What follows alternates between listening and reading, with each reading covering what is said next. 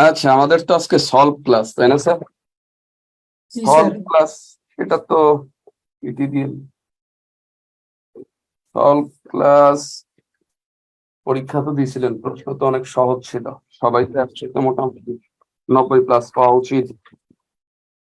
আমাদের প্রথম প্রশ্নটা কি ছিল? সংবিধান রচনা কমিটির কোন সদস্য হস্তলিখিত সংবিধানের মূল অনুলিপিতে স্বাক্ষর করেনি? মনে রাখবেন, সংবিধান রচনা কমিটির সদস্য ছিল 34 জন, আর গণপরিষদের সদস্য ছিল 403 জন। এই গণপরিষদের 403 জনের ভিতর থেকে বাছাই করে নেওয়া হয় কয়জনকে? 34 জনকে, যার প্রধান ছিল কে? ডক্টর কামাল হোসেন। ডক্টর কামাল হোসেনের নেতৃত্বে সাধারণত আমাদের সংবিধানটা রচিত হয়েছে। এই 34 জনের ভিতরে 33 জন স্বাক্ষর করছিল সংবিধানে। একজন ব্যক্তি সংবিধানে স্বাক্ষর করেনি, তার নাম হচ্ছে কি? সুরঞ্জিত সেন গুপ্ত। যদি বলে সংবিধান রচনা কমিটির কতজন স্বাক্ষর করেনি, তাহলে সংবিধান রচনা কমিটির স্বাক্ষর করেনি একজন, তার নাম হচ্ছে সুরঞ্জিত সেনগুপ্ত। আর যদি বলে গণপরিষদের কতজন স্বাক্ষর করেনি, গণপরিষদের স্বাক্ষর করে 399 জন। যদিও দুই একটা বইতে লেখা 309 জন, এটা ভুল। মূলত স্বাক্ষর করে 399 জন। আর এই গণপরিষদের সদস্যদের ভিতরে সর্বপ্রথম স্বাক্ষর করে বঙ্গবন্ধু শেখ মুজিবুর রহমান। তো তাহলে গণপরিষদের স্বাক্ষর করেনি 4 জন। কে কে স্বাক্ষর করেনি? তার ভিতরে একজন হচ্ছে সংবিধান রচনা কমিটির সুরঞ্জিত সেনগুপ্ত, আরেকজন হচ্ছে পার্বত্য চট্টগ্রাম আসনের সদস্য, প্রাদেশিক পরিষদের সদস্য মানবেন্দ্র লারমা, বর্তমান সন্তু লারমার যে বড় ভাই মানবেন্দ্র লারমা, এই 2 জন। 3 নাম্বার হচ্ছে রংপুর অঞ্চলের একজন ছিল আজিজার রহমান, আরেকজন হচ্ছে জালাল আহমেদ। এই হচ্ছে 4 জন যারা গণপরিষদের সদস্য, কিন্তু হস্তলিখিত সংবিধানে স্বাক্ষর করেনি। তো 4 জনের ভিতরে আবার একজন ছিল সুরঞ্জিত সেনগুপ্ত, যে হচ্ছে আবার কার সদস্য? যে হচ্ছে আপনার এই সংবিধান রচনা কমিটির সদস্য। তাহলে সংবিধান রচনা কমিটির সদস্য স্বাক্ষর করেনি একজন, আর গণপরিষদের সদস্য স্বাক্ষর করেনি ওই একজন সহ আরো 3 জন, মোট 4 জন। কে কে গণপরিষদের সদস্য কিন্তু সংবিধানে স্বাক্ষর করেনি? 1 number Suranjit Sengupta, 2 number Manabendra Larma, 3 number হচ্ছে আজিজার রহমান, 4 নাম্বার হচ্ছে জালাল আহমেদ। এই 4 জন স্বাক্ষর করে নাই। বাংলাদেশ সংবিধানের প্রস্তাবনা আছে কয়টা? বাংলাদেশ সংবিধানের প্রস্তাবনা একটা। মনে রাখবেন, সংবিধানের প্রস্তাবনা হচ্ছে একটা, সংবিধানের ভাষা হচ্ছে 2টা, মূলনীতি হচ্ছে 4টা, ওকে, তফসিল হচ্ছে 7টা, সংবিধানের ভাগ বা অধ্যায় হচ্ছে 11টা, সংবিধান সংশোধনী হয়েছে 17 বার, এবং হাতে লিখিত সংবিধানের পৃষ্ঠা ছিল 93টা। তাহলে যদি বলে যে বাংলাদেশ সংবিধানের প্রস্তাবনা কয়টা? একটা প্রস্তাবনা। সংবিধানের প্রস্তাবনাটা কি জিনিস? সংবিধানের প্রস্তাবনাটা হচ্ছে সংবিধানের গাইডিং স্টার, সংবিধানের দিক নির্দেশক। মনে রাখবেন, প্রত্যেকটা আইনেরই প্রস্তাবনা থাকে। সংবিধানও যেহেতু একটা আইন, দেশের সর্বোচ্চ আইন, সুতরাং সংবিধানের একটা উদ্দেশ্য থাকবে। আর সংবিধান এই উদ্দেশ্যটাই লেখা আছে কোথায়? প্রস্তাবনায়। সংবিধান কোনো একটা অনুচ্ছেদ ব্যাখ্যা করার সময় সব সময় তার প্রস্তাবনার বিষয়টায় নজরে রাখতে হয়। প্রস্তাবনার সাথে প্রস্তাবনার বিষয়টা মাথায় রেখে, প্রস্তাবনার কথার সাথে সামঞ্জস্য রেখে সংবিধানের বিভিন্ন অনুচ্ছেদগুলোকে ব্যাখ্যা করা হয়। তাহলে প্রস্তাবনা হচ্ছে সংবিধানের একটা গুরুত্বপূর্ণ অংশ, যেটা সংবিধানের গাইডিং স্টার বা দিক নির্দেশক হিসেবে কাজ করে। প্রস্তাবনা কি? প্রস্তাবনা এই সংবিধান কেন রচিত হচ্ছে তার উদ্দেশ্যগুলো লেখা থাকে। মনে রাখবেন, শুধু সংবিধান না, যে কোনো সাধারণ আইনেরও কি থাকে? প্রস্তাবনা থাকে। প্রস্তাবনার কাজ কি? প্রস্তাবনার একাধিক কাজ, তার মধ্যে সবচেয়ে গুরুত্বপূর্ণ কাজ হচ্ছে প্রস্তাবনায় ওই আইনটার রচনার উদ্দেশ্য লিপিবদ্ধ থাকে। 3 নাম্বার প্রশ্ন, বাংলাদেশের সাংবিধানিক নাম কি? মনে রাখবেন, এটা বলা আছে সংবিধানের 1 নং অনুচ্ছেদে। 1 নং অনুচ্ছেদে বলা আছে সংবিধানের বাংলাদেশের সাংবিধানিক নাম। ইংরেজিতে বলা হচ্ছে পিপলস রিপাবলিক অফ বাংলাদেশ, আর বাংলা হইলে হয় গণপ্রজাতন্ত্রী বাংলাদেশ।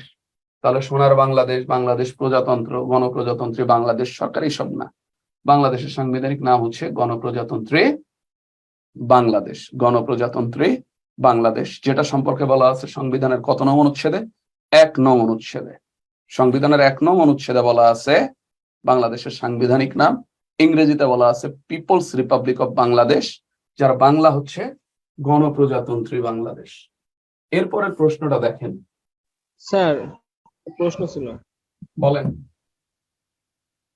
স্যার অনেক বইয়ে ওই ইংরেজি নামের পূর্বে দি পিপলস রিপাবলিক অফ না বাংলাদেশ না না, লেখা। দিটা আপনি দেখেন সংবিধানে, দেখেন দিটাকে স্মল লেটারে লেখা হয়েছে, দিয়ে টিটাকে যদি ওইটা থাকতো তাহলে তো ক্যাপিটাল লেটারে লিখতো। পিপলস এর পি বড়, পিপলস রিপাবলিক আর বড়, পিপলস রিপাবলিক অফ এর ও বড়, পিপলস রিপাবলিক অফ বাংলাদেশ, বাংলাদেশের বি বড়। তাহলে এটা যদি দিটা যদি ওই পিপলস রিপাবলিকের অংশ হয়, তাহলে দিয়ে টিটা তো ছোট হাতের থাকার কথা না। এরপরে দেখেন, বাংলাদেশ সংবিধানে বাংলাদেশের জাতীয় সঙ্গীত হিসেবে আমার সোনার বাংলা গানের কতটি লাইন চরণ নির্বাচন করা হয়েছে? 10 লাইন। প্রথম এই যে আমার সোনার বাংলা, এটা তো রবীন্দ্রনাথ ঠাকুরের গীত বিতানের স্বরবিতানের অংশ। এটা তো 25 লাইনের একটা কি কবিতা। তো তার মধ্যে প্রথম 4 লাইন, প্রথম 4 লাইন বিভিন্ন রাষ্ট্রীয় অনুষ্ঠানে বাজানো হয়। আর জাতীয় সঙ্গীত হিসাবে নিচে আমরা কত লাইন? 10 লাইন। মনে রাখবেন, এই যে আমার সোনার বাংলা, এটা সম্পর্কে বলা আছে আমাদের সংবিধানের 4-1 অনুচ্ছেদে। পরীক্ষায় আসে অনেক সময় যে আমার সোনার বাংলা সংবিধানের কত নং অনুচ্ছেদ অনুযায়ী বাংলাদেশের জাতীয় সঙ্গীত? 4-1। আর আমার সোনার বাংলার কত লাইনের কবিতা এটা? এটা কবিতাটা 25 লাইনের, যার মধ্যে প্রথম 10 লাইনকে নেওয়া হয়েছে আমাদের কি হিসাবে? জাতীয় সঙ্গীত হিসাবে। আর রাষ্ট্রীয় অনুষ্ঠানে বাজানো হয় প্রথম 4 লাইন। মাথায় রাখবেন, বাংলাদেশের জাতীয় প্রতীকে পাট গাছের কয়টি পাতা পরস্পর যুক্ত আছে? 3টি পাতা। জাতীয় প্রতীক এটা সম্পর্কে বলা আছে 4-3-এ। 4-3 অনুচ্ছেদে জাতীয় প্রতীকের কথা বলা আছে। আপনি একটু জাতীয় প্রতীক দেখবেন, যে ওপরে যে আপনার জাতীয় প্রতীকে 4টা স্টার দেওয়া আছে, পাট পাতা দেওয়া আছে, সে পাট পাতা 3টা দেওয়া আছে। 4টা স্টার দিয়ে সংবিধানের 4টা মূলনীতিকে বোঝায়। ওকে, এরপরে দেখেন, বাংলাদেশের জনগণ জাতি হিসেবে বাঙালি এবং নাগরিকগণ বাংলাদেশী বলিয়া পরিচিত হবে। এটা 6-2-এ। মনে রাখবেন, 6 নং অনুচ্ছেদ নাগরিকত্ব সম্পর্কিত। তো 6-2-এ স্পেসিফিক ভাবে বলা আছে যে বাংলাদেশের জনগণ জাতি হিসেবে বাঙালি, তবে নাগরিকত্ব বা আমাদের জাতীয়তা বাংলাদেশী। যে কোনো অ্যাপ্লিকেশন করতে গেলে ন্যাশনালিটি নামে একটা ঘর থাকে, জাতীয়তা। দেখবেন ওইখানে আমরা কি লিখি? বাংলাদেশি লিখি। তাহলে আমরা জাতি হিসেবে বাঙালি 6-2 অনুযায়ী, এবং আমাদের জাতীয়তা বা নাগরিকত্ব কি? বাংলাদেশী। কত নং অনুচ্ছেদ অনুযায়ী? 6-2। রাষ্ট্র পরিচালনার মূলনীতি 9 কোনটি? জাতীয়তাবাদ, গণতন্ত্র, সমাজতন্ত্র। 3টাই আমাদের সংবিধানের মূলনীতি, যেটা রাষ্ট্র পরিচালনার মূলনীতি অধ্যায়ে অন্তর্ভুক্ত আছে, বাট স্বৈরতন্ত্র না। আমাদের এটা সম্পর্কে বলা আছে সংবিধানের 8 নং অনুচ্ছেদে। 8 নং অনুচ্ছেদে 4টা মূলনীতির কথা বলা আছে। কি কি মূলনীতি? জাতীয়তাবাদ, জাতীয়তাবাদের কথা বলা আছে, গণতন্ত্রের কথা বলা আছে, সমাজতন্ত্র। আর বলা আছে ধর্মনিরপেক্ষতা। প্রথমে বলা আছে জাতীয়তাবাদ। প্রথমে কি বলা? জাতীয়তাবাদ। এটা সম্পর্কে আবার 9 নং স্পেসিফিক ভাবে বলা আছে। 10 নং-এ বলা আছে কি? 10 নং-এ বলা আছে সমাজতন্ত্র। আমাদের অর্থনীতিটা কিসে পরিণত করার চিন্তা ছিল আমাদের? সমাজতন্ত্র। 11 নং-এ বলা আছে গণতন্ত্র। সকল নাগরিকের রাষ্ট্রের যে কোনো পর্যায়ে অংশগ্রহণের সুযোগ থাকবে, গণতন্ত্র। 12 নং-এ বলা আছে ধর্মনিরপেক্ষতা। বাংলাদেশ কেমন হবে? একটা ধর্মনিরপেক্ষ দেশ হবে। আর এই ধর্মনিরপেক্ষতার নীতিটা বাস্তবায়নের জন্য সংবিধানের 12 নং অনুচ্ছেদ সব ধরনের সাম্প্রদায়িকতাকে নিষিদ্ধ করে দিছে। কোনো ধরনের সাম্প্রদায়িকতা থাকবে না। কোনো একটা ধর্মকে বিশেষ রাজনৈতিক মর্যাদা দেয়া যাবে না। কোনো বিশেষ ধর্ম পালনকারী ব্যক্তির উপর নিপীড়ন করা যাবে না। রাজনৈতিক উদ্দেশ্যে ধর্মকে অপব্যবহার করা যাবে না। এই যে ধর্মনিরপেক্ষতা, এটা আমাদের 12 নং অনুচ্ছেদের বিষয়বস্তু। আর এই 4টাকে কম্বাইন্ড ভাবে আমরা বলবো কি? মূলনীতি। যার কথা বলা আছে কততে? যদি বলে মূলনীতি সম্পর্কিত অনুচ্ছেদ কোনটা, তাহলে 8 নং অনুচ্ছেদ। আমাদের মূলনীতি কয়টা? 4টা। জাতীয়তাবাদ, সমাজতন্ত্র, গণতন্ত্র, ধর্মনিরপেক্ষতা। স্বৈরতন্ত্র আমাদের কিনা কোন সংবিধানের মূলনীতি না। এরপরে প্রশ্ন দেখেন, 8 নং প্রশ্ন। বাংলাদেশের সংবিধানের কত নং অনুচ্ছেদে জুয়া খেলা নিরোধের জন্য কার্যকর ব্যবস্থা গ্রহণের কথা বলা আছে? 18-2। মনে রাখবেন, 18 নং অনুচ্ছেদে বলা আছে জনস্বাস্থ্য ও নৈতিকতা। এটা বলা আছে কততে স্যার? 18 নং অনুচ্ছেদ। তো 18 আবার দুইটা সাব অনুচ্ছেদ, 18-1 এখানে বলা আছে মাদক নিষিদ্ধ। এটাকে যদি আপনি ব্যাখ্যা করেন তাহলে দেখবেন এখানে মাদক নিষিদ্ধের কথা বলা। আর 18-2 বলা আছে জুয়া খেলা ও গণিকা বৃত্তি নিষিদ্ধ। গণিকা বৃত্তি মানে প্রস্টিটিউশন, গণিকা বৃত্তি নিষিদ্ধ। তাহলে জুয়া খেলা এবং গণিকা বৃত্তির কথা প্রাধান্য পাইছে স্পেসিফিক ভাবে কত নং অনুচ্ছেদ? 18-2। আবার আরেকটা আর্টিকেল আছে 18-ক। এটা আবার কি সম্পর্কিত? পরিবেশ এবং জীববৈচিত্র্য সম্পর্কিত। পরিবেশ এবং জীববৈচিত্র্য সংরক্ষণ করতে হবে, এগুলার উন্নয়ন করতে হবে। এই বন জঙ্গল এগুলা বনভূমি উজাড় করা যাবে না, বন্যপ্রাণী শিকার করা যাবে না, কারণ জীববৈচিত্র্য এবং পরিবেশকে কি করতে হবে? সংরক্ষণ করতে হবে, উন্নয়ন করতে হবে। এগুলা ধ্বংস করলে তার সংরক্ষণ হইল না। তাহলে বাংলাদেশ সংবিধানের 18-2 অনুচ্ছেদে বলা আছে জুয়া খেলা নিষিদ্ধ। এরপরে জাতীয় পতাকার কথা বলা আছে কত নং অনুচ্ছেদে? 4-2। মনে রাখবেন 4-1 বলা আছে জাতীয় সঙ্গীত, 4-2 বলা আছে জাতীয় পতাকা, 4-3 বলা আছে জাতীয় প্রতীক। তো আপনার বাংলাদেশের যে জাতীয় পতাকা, মুক্তিযুদ্ধকালীন আমাদের জাতীয় পতাকা ছিল মানচিত্র খচিত পতাকা, যার ডিজাইনার ছিলেন শিবনারায়ণ দাস। মনে রাখবেন এই জাতীয় পতাকা প্রথম উত্তোলন করা হয় ঢাকা ইউনিভার্সিটিতে 1971 সালের 2 মার্চ। এই পতাকাটা প্রথম উত্তোলন করে আসম আব্দুর রব। ওকে, যেহেতু 2 মার্চ প্রথম পতাকা উত্তোলন করা হয়, এই জন্য 2 মার্চকে বলা হয় জাতীয় পতাকা দিবস।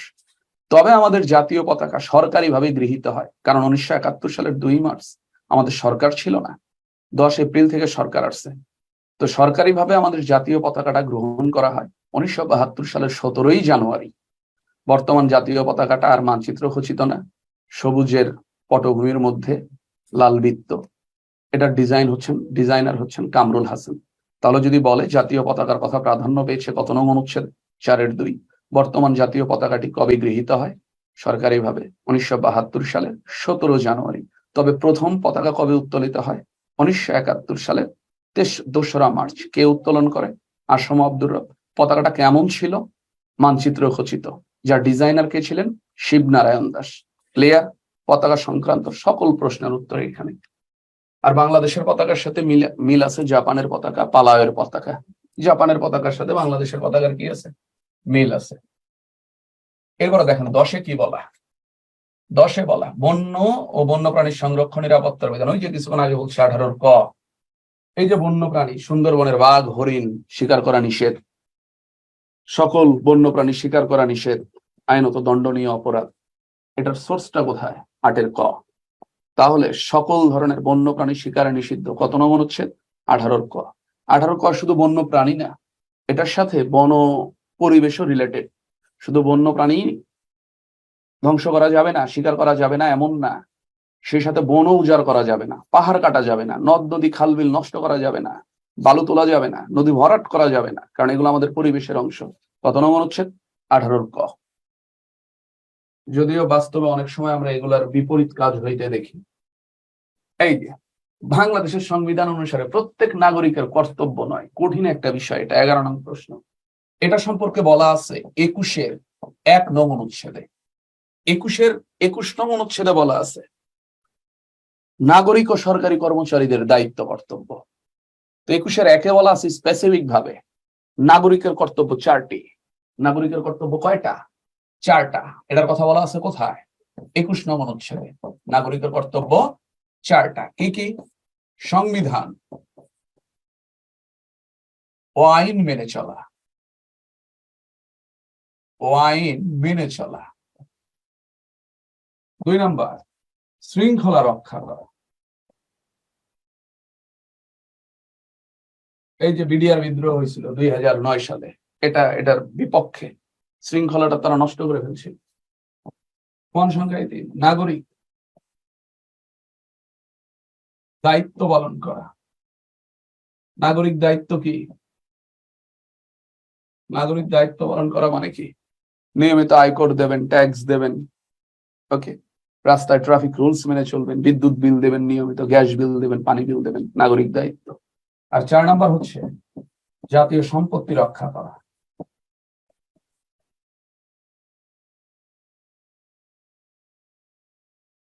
এই যে অনেকে দেখবেন সারা রাত গ্যাসের চুলা জ্বালায় রাখে, তার ভেজা কাপড় শুকায়।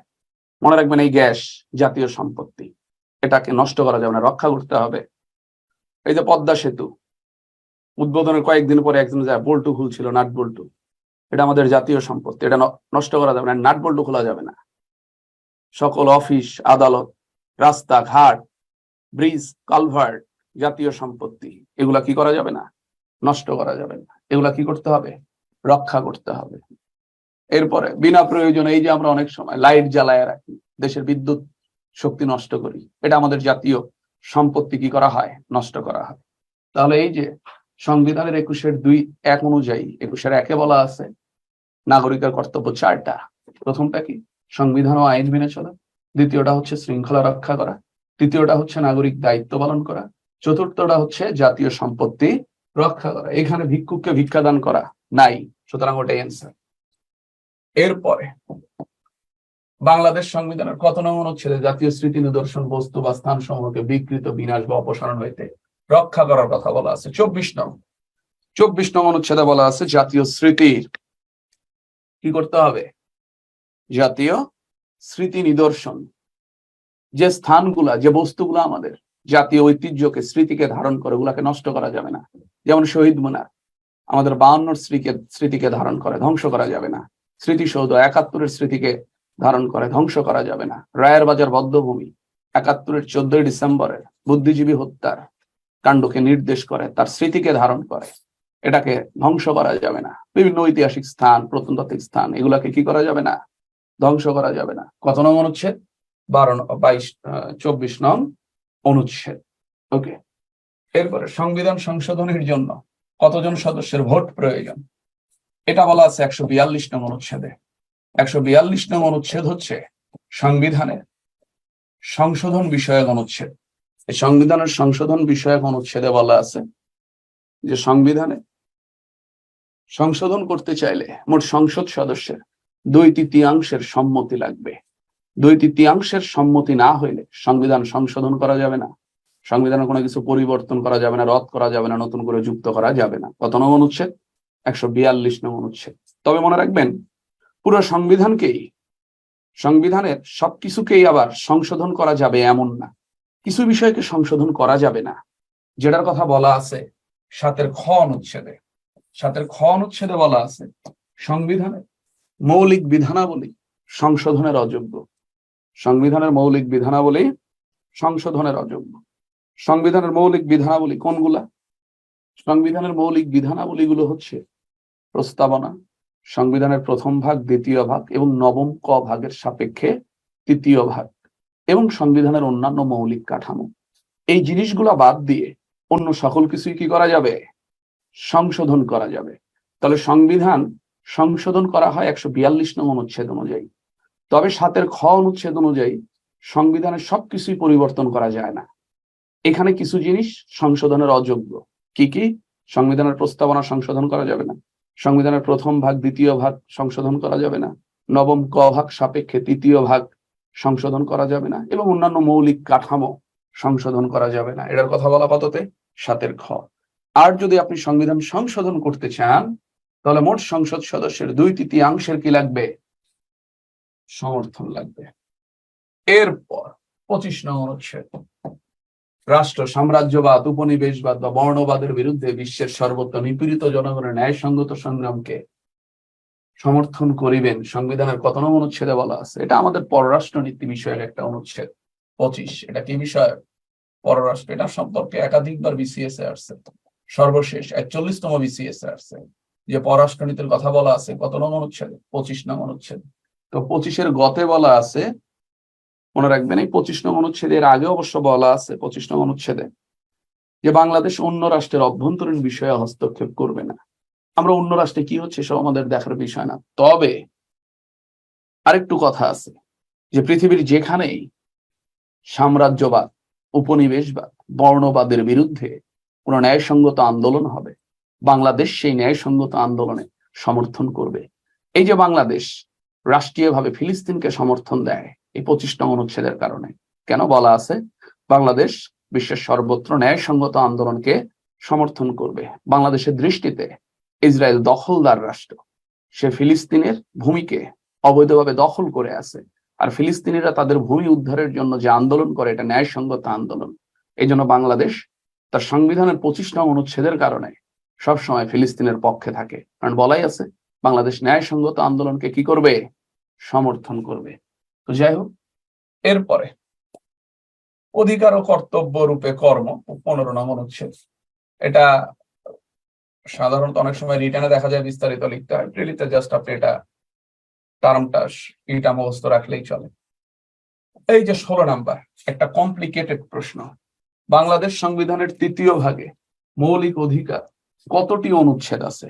মনে রাখবেন, মৌলিক অধিকারের সম্পর্কিত অনুচ্ছেদ হচ্ছে 26 থেকে 47। এটা হচ্ছে সংবিধানের 3য় ভাগ।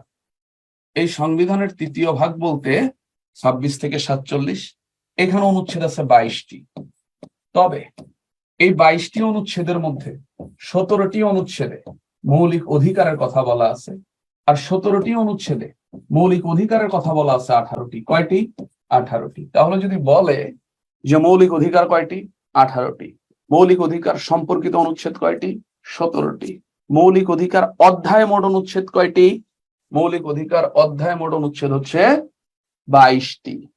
মৌলিক অধিকার অধ্যায় মোট অনুচ্ছেদ কয়টা? 22টি।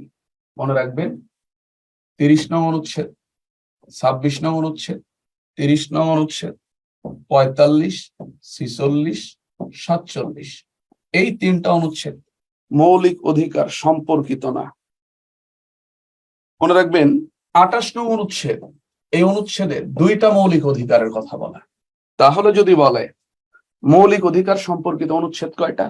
মৌলিক অধিকার সম্পর্কিত অনুচ্ছেদ হচ্ছে 17টা। মৌলিক অধিকার অধ্যায় অনুচ্ছেদ কয়টা? মৌলিক অধিকার অধ্যায় অনুচ্ছেদ হচ্ছে 22টা। মৌলিক অধিকার কয়টা? 18টা। মৌলিক অধিকার কি? মনে রাখবেন, 1948 সালের 10 ডিসেম্বর জাতিসংঘ সার্বজনীন মানবাধিকার ঘোষণাপত্র জারি করে। এই সার্বজনীন মানবাধিকার ঘোষণাপত্রে 30টা অধিকারকে জাতিসংঘ মানুষের অধিকার হিসেবে ঘোষণা করে, মানবাধিকার হিসেবে। তো এই 30টা মানব অধিকারের মধ্যে কোন রাষ্ট্র যে কয়টা মানব অধিকারকে তার দেশে সংবিধানের মাধ্যমে প্রদানের নিশ্চয়তা দেয়, সেই কয়টা মানব অধিকারকে সেই দেশের মৌলিক অধিকার বলে। তাহলে মৌলিক অধিকারগুলোর উৎস হচ্ছে মানব অধিকার। সেই সকল মানব অধিকারই মৌলিক অধিকার, যে সকল মানব অধিকার সংবিধানের মাধ্যমে রাষ্ট্র তার নাগরিকদের প্রদানের কি করে, চেষ্টা করে। তো যাই হোক, বাংলাদেশ সংবিধান 18টা মানব অধিকারকে আমাদের প্রদানের নিশ্চয়তা দিছে। এই জন্য বাংলাদেশে 18টা হচ্ছে মৌলিক অধিকার। ওকে, এরপর প্রশ্ন, এই যে দেখেন 17 নং অনুচ্ছেদে বলা আছে, যে 26 নং অনুচ্ছেদে বলা আছে। 26 নং অনুচ্ছেদে কোনো মৌলিক অধিকারের কথা বলা নাই, তবে মৌলিক অধিকারের প্রাধান্যের কথা বলা। কি বলা? যে কোনো আইন যদি এমন কোন আইন যদি তৈরি করা হয় যে আইনটা আমাদের এই 18টা মৌলিক অধিকারের এক বা একাধিক মৌলিক অধিকারের সাথে সাংঘর্ষিক, অসামঞ্জস্য, তাহলে সেই আইনটা বাতিল হয়ে যাবে। দিন শেষে মৌলিক অধিকারটাই প্রাধান্য পাবে। তাহলে মৌলিক অধিকারের সাথে অসামঞ্জস্য কোনো আইন বাতিল বলিয়া গণ্য হবে, অথবা মৌলিক অধিকারের সাথে অসামঞ্জস্য কোনো পুরো আইনের কোনো একটা অংশ যদি সাংঘর্ষিক হয়, সে অংশটা বাতিল হবে। দিন শেষে মৌলিক অধিকার টিকে থাকবে। তাহলে মৌলিক অধিকারের এই সুপ্রিমেসির কথা বলা সংবিধানের কত নং অনুচ্ছেদে? 17 নং অনুচ্ছেদে। এরপর 18 নং অনুচ্ছেদে বলা আছে মৌলিক অধিকার বলবৎকরণের ক্ষমতা কার হাতে ন্যস্ত করা হয়েছে? হাইকোর্ট। মনে রাখবেন, বাংলাদেশের সুপ্রিম কোর্টের 2টা বিভাগ, হাইকোর্ট বিভাগ এবং আপিল বিভাগ। এর মধ্যে হাইকোর্ট বিভাগ মানুষের মৌলিক অধিকার নিয়ে কাজ করে। কারো যদি মৌলিক অধিকার কেউ যদি নষ্ট করে, এক বা একাধিক মৌলিক অধিকার, তাহলে উক্ত ব্যক্তি তার সেই মৌলিক অধিকার ফিরে পাওয়ার জন্য হাইকোর্টে মামলা দায়ের করবে। উক্ত ব্যক্তি হাইকোর্টে মামলা দায়ের করবে। হাইকোর্ট সেই মৌলিক অধিকার ফিরে পাওয়ার জন্য, ব্যক্তিটার মৌলিক অধিকার দেওয়ার জন্য একটা আদেশ দেবে, যা রিট নামে কি পরিচিত। আর এই মৌলিক অধিকার ব্যক্তিকে প্রোভাইড করে, মৌলিক অধিকারের সিকিউরিটি দেয় বাংলাদেশের কোন অর্গানটা? বিচার বিভাগ। বিচার বিভাগের কে? সুপ্রিম কোর্টের হাইকোর্ট বিভাগ মৌলিক অধিকার বলবৎ করে। এরপরে বাংলাদেশ সংবিধানের কত নম্বর অনুচ্ছেদ? গণহত্যাজনিত অপরাধের কথা বলা আছে 47(3). এটা আমাদের মূল সংবিধানে ছিল না, 1972 সালের মূল সংবিধানে ছিল না। এটা 1973 সালে সংবিধানের প্রথম সংশোধনীর মাধ্যমে এটা যুক্ত করা হয় সংবিধানে, যেখানে যুদ্ধ অপরাধীদের বিচারের কথা বলা। তাহলে যদি বলে যে যুদ্ধ অপরাধীদের বিচার সংক্রান্ত অনুচ্ছেদ কোনটি? 47(3), অথবা যুদ্ধ অপরাধীদের বা মানবতা বিরোধী অপরাধীদের বিচার কথা বলা আছে কততে? তাও হবে 47(3). এটা মৌলিক অধিকার অধ্যায়ের একটা অনুচ্ছেদ। এরপর এই যে আইন অনুযায়ী কোনো ব্যক্তির জীবন ও ব্যক্তি স্বাধীনতা হতে কোনো ব্যক্তিকে বঞ্চিত করা যাবে না, এটাকে বলা হয় এক্সট্রা জুডিশিয়াল মার্ডার কিলিং। সাধারণত ক্রসফায়ার এনকাউন্টার যেগুলো আমরা চিনি ওগুলাকে বলে এক্সট্রা জুডিশিয়াল কিলিং। তো এই এক্সট্রা জুডিশিয়াল কিলিংটা বাংলাদেশে নিষিদ্ধ 32 নং অনুচ্ছেদ অনুযায়ী। বাংলাদেশে কোনো ব্যক্তি কারো জীবন নিতে পারবে না, ইভেন রাষ্ট্রও নিতে পারবে না। তবে নিতে পারবে রাষ্ট্র আইন অনুযায়ী। যেমন কোন একজন ব্যক্তি কাউকে হত্যা করছে, আদালত তাকে মৃত্যুদণ্ড দিছে, তখন রাষ্ট্র এই মৃত্যুদণ্ডপ্রাপ্ত আসামির জীবন নিতে পারবে, এটা আইন অনুযায়ী। কিন্তু আইনের বাইরে গিয়ে কেউ কারো জীবন নিতে অধিকারী না, এটা 32 নং অনুচ্ছেদে বলা আছে। তাহলে যেগুলা হচ্ছে এক্সট্রা জুডিশিয়াল কিলিং, সেই এক্সট্রা জুডিশিয়াল কিলিং গুলা সংবিধানের কত নং অনুচ্ছেদের সাথে সাংঘর্ষিক? 32। কারণ আইন অনুযায়ী ছাড়া কারো জীবন নেয়া যাবে না। এরপরে 21 নম্বর, এটাও খুবই গুরুত্বপূর্ণ একটা অনুচ্ছেদ। এটা বলা আছে 33 নং অনুচ্ছেদে, গ্রেফতার ও আটকের রক্ষা কবচের বিধান। 21 নং অনুচ্ছেদে বলা আছে কোনো ব্যক্তি যদি গ্রেফতার হয়, গ্রেফতার হওয়ার সাথে সাথে তার 2টা অধিকার জন্ম নেয়। কোনো ব্যক্তি গ্রেফতার হইলে তার কয়টা অধিকার জন্ম নেয়? 2টা অধিকার। প্রথম অধিকার হচ্ছে তাকে কেন গ্রেফতার করা হলো সে কারণ তাকে জানাতে হবে, এবং সেই সাথে তাকে তার পছন্দ মতো আইনজীবী নিয়োগের সুযোগ দিতে হবে। তার পছন্দ মতো আইনজীবী নিয়োগের সুযোগ দিতে হবে।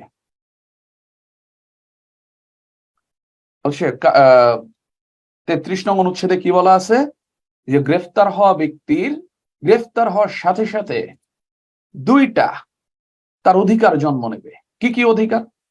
প্রথম অধিকার হচ্ছে কেন তাকে গ্রেফতার করা হইল সে গ্রেফতারের কারণ জানবে, সেই সাথে আত্মপক্ষ সমর্থনের জন্য সে ব্যক্তি তার পছন্দ মতো আইনজীবী নিয়োগ দিতে পারবে। এটা হচ্ছে গ্রেফতার হওয়া ব্যক্তির প্রথম অধিকার। আর দ্বিতীয় অধিকার হচ্ছে গ্রেফতার হওয়ার পর 24 ঘন্টার মধ্যে তাকে নিকটস্থ ম্যাজিস্ট্রেট আদালতে তুলতে হবে।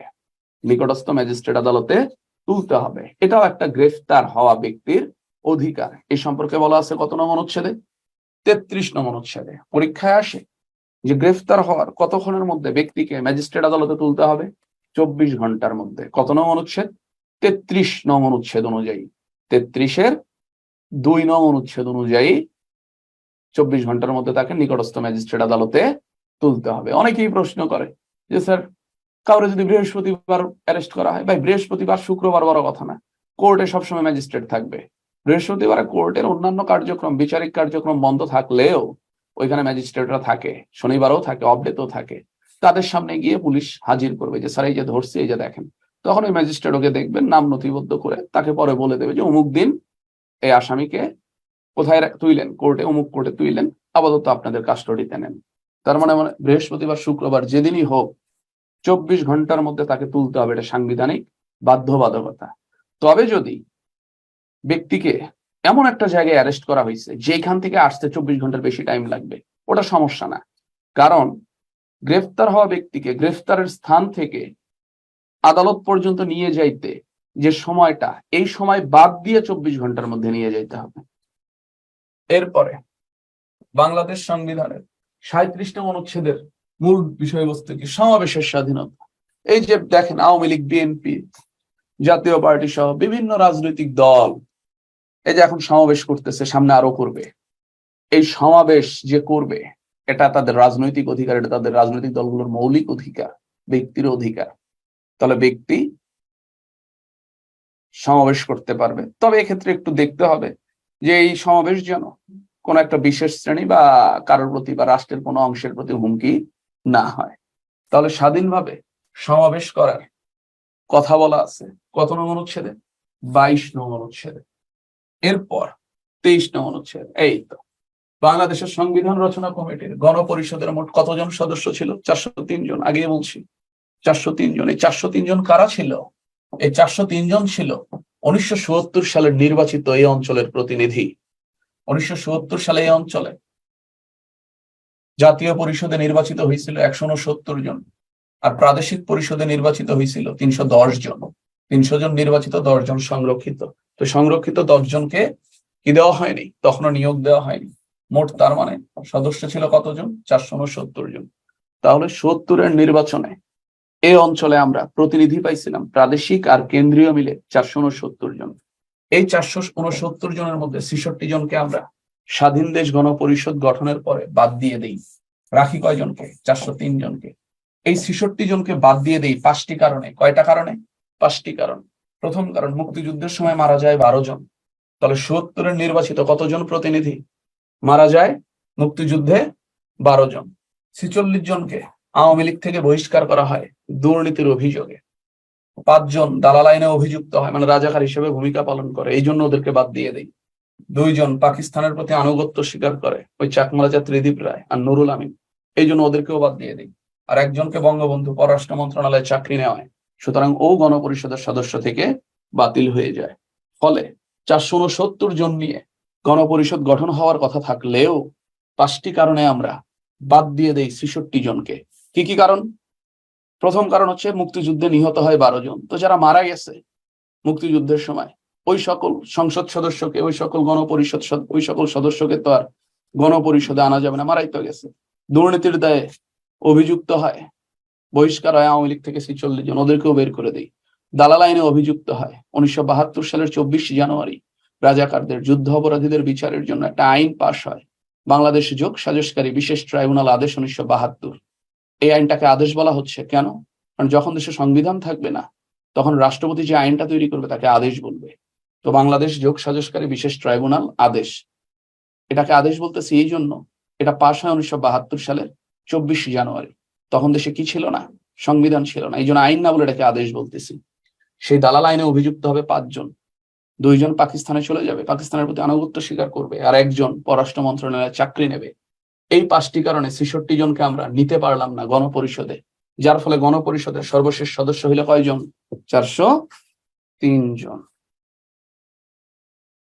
403 জন। অনেক দ্রুত বলতেছি এই কারণে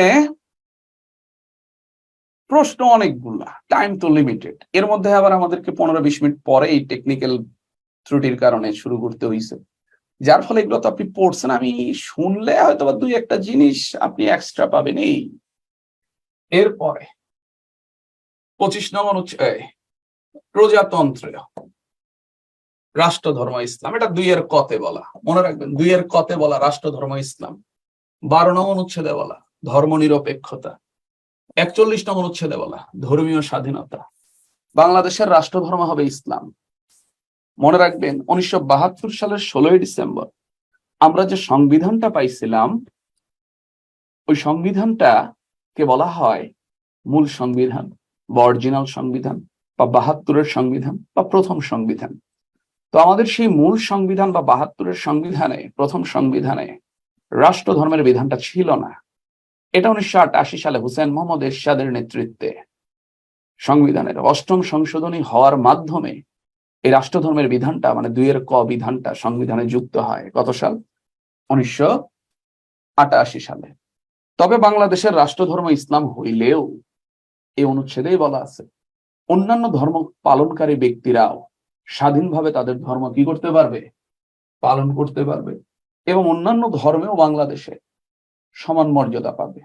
রাষ্ট্রধর্ম ইসলাম, কিন্তু এর মানে এই না যে ইসলাম এখানে অন্য ধর্মের ওপরে থাকবে, সকল ধর্মে সমমর্যাদা থাকবে। তাহলে যদি একটু ঘুরায় বলে যে বাংলাদেশের সবগুলো ধর্ম সমান, কত নম্বর হচ্ছে? 2-এর ক।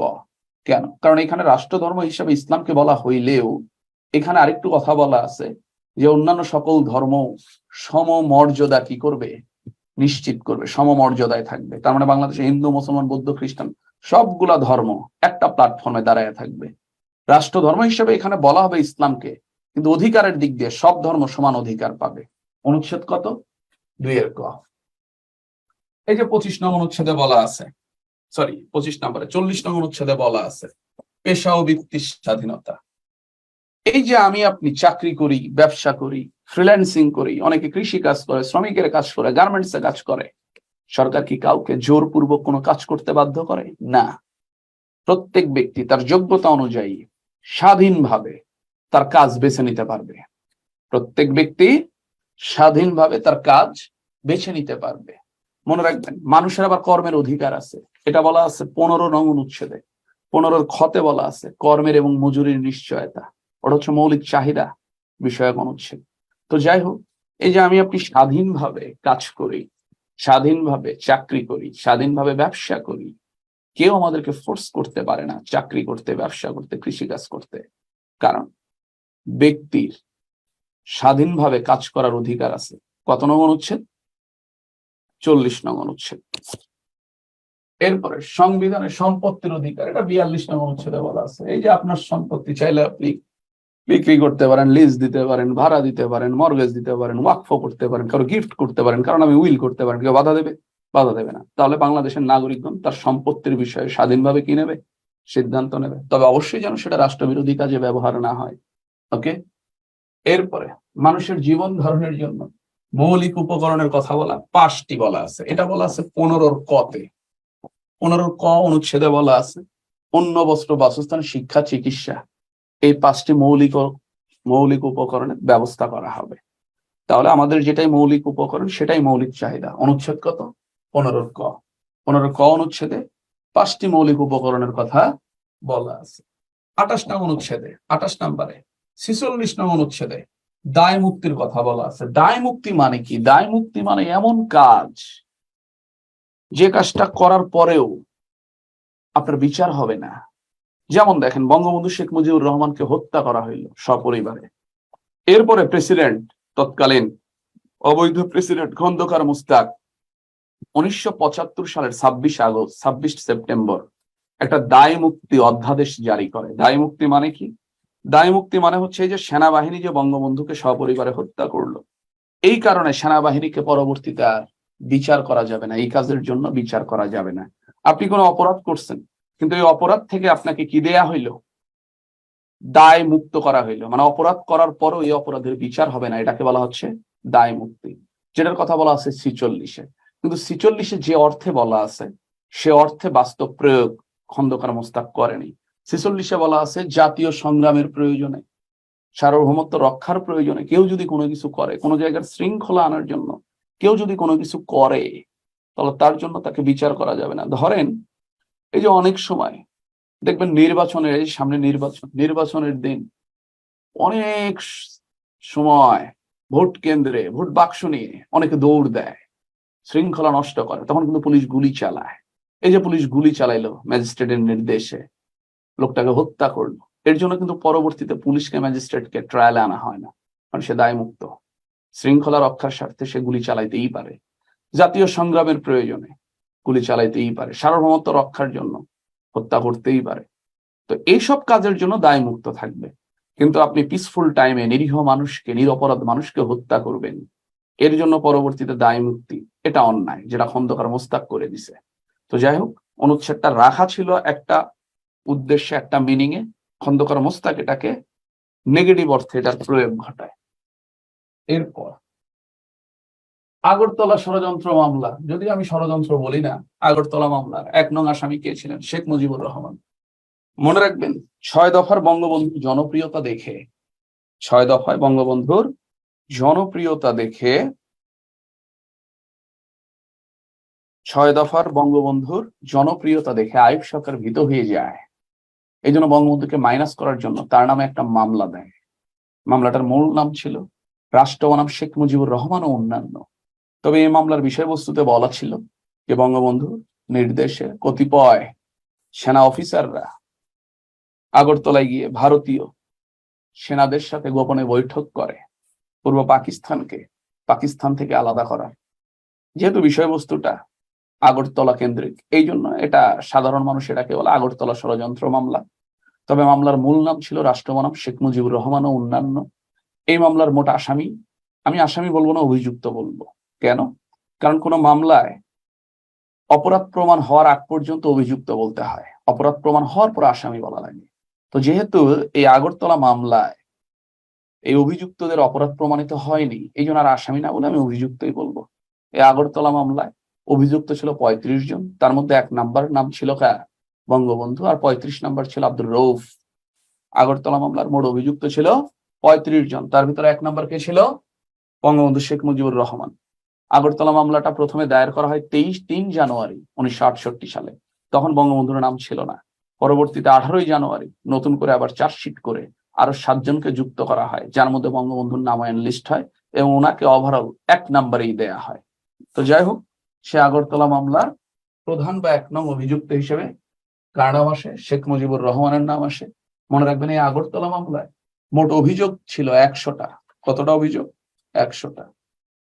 আর এই আগরতলা মামলা ট্রায়াল হচ্ছিল ঢাকা ক্যান্টনমেন্টে সেনানিবাসে 19 জুন 1968 সালে কুর্মিটোলা সেনানিবাসে এর বিচার কাজ শুরু হয়। বাংলাদেশের প্রথম সংশোধনী হয় কত সাল? 1973 সাল।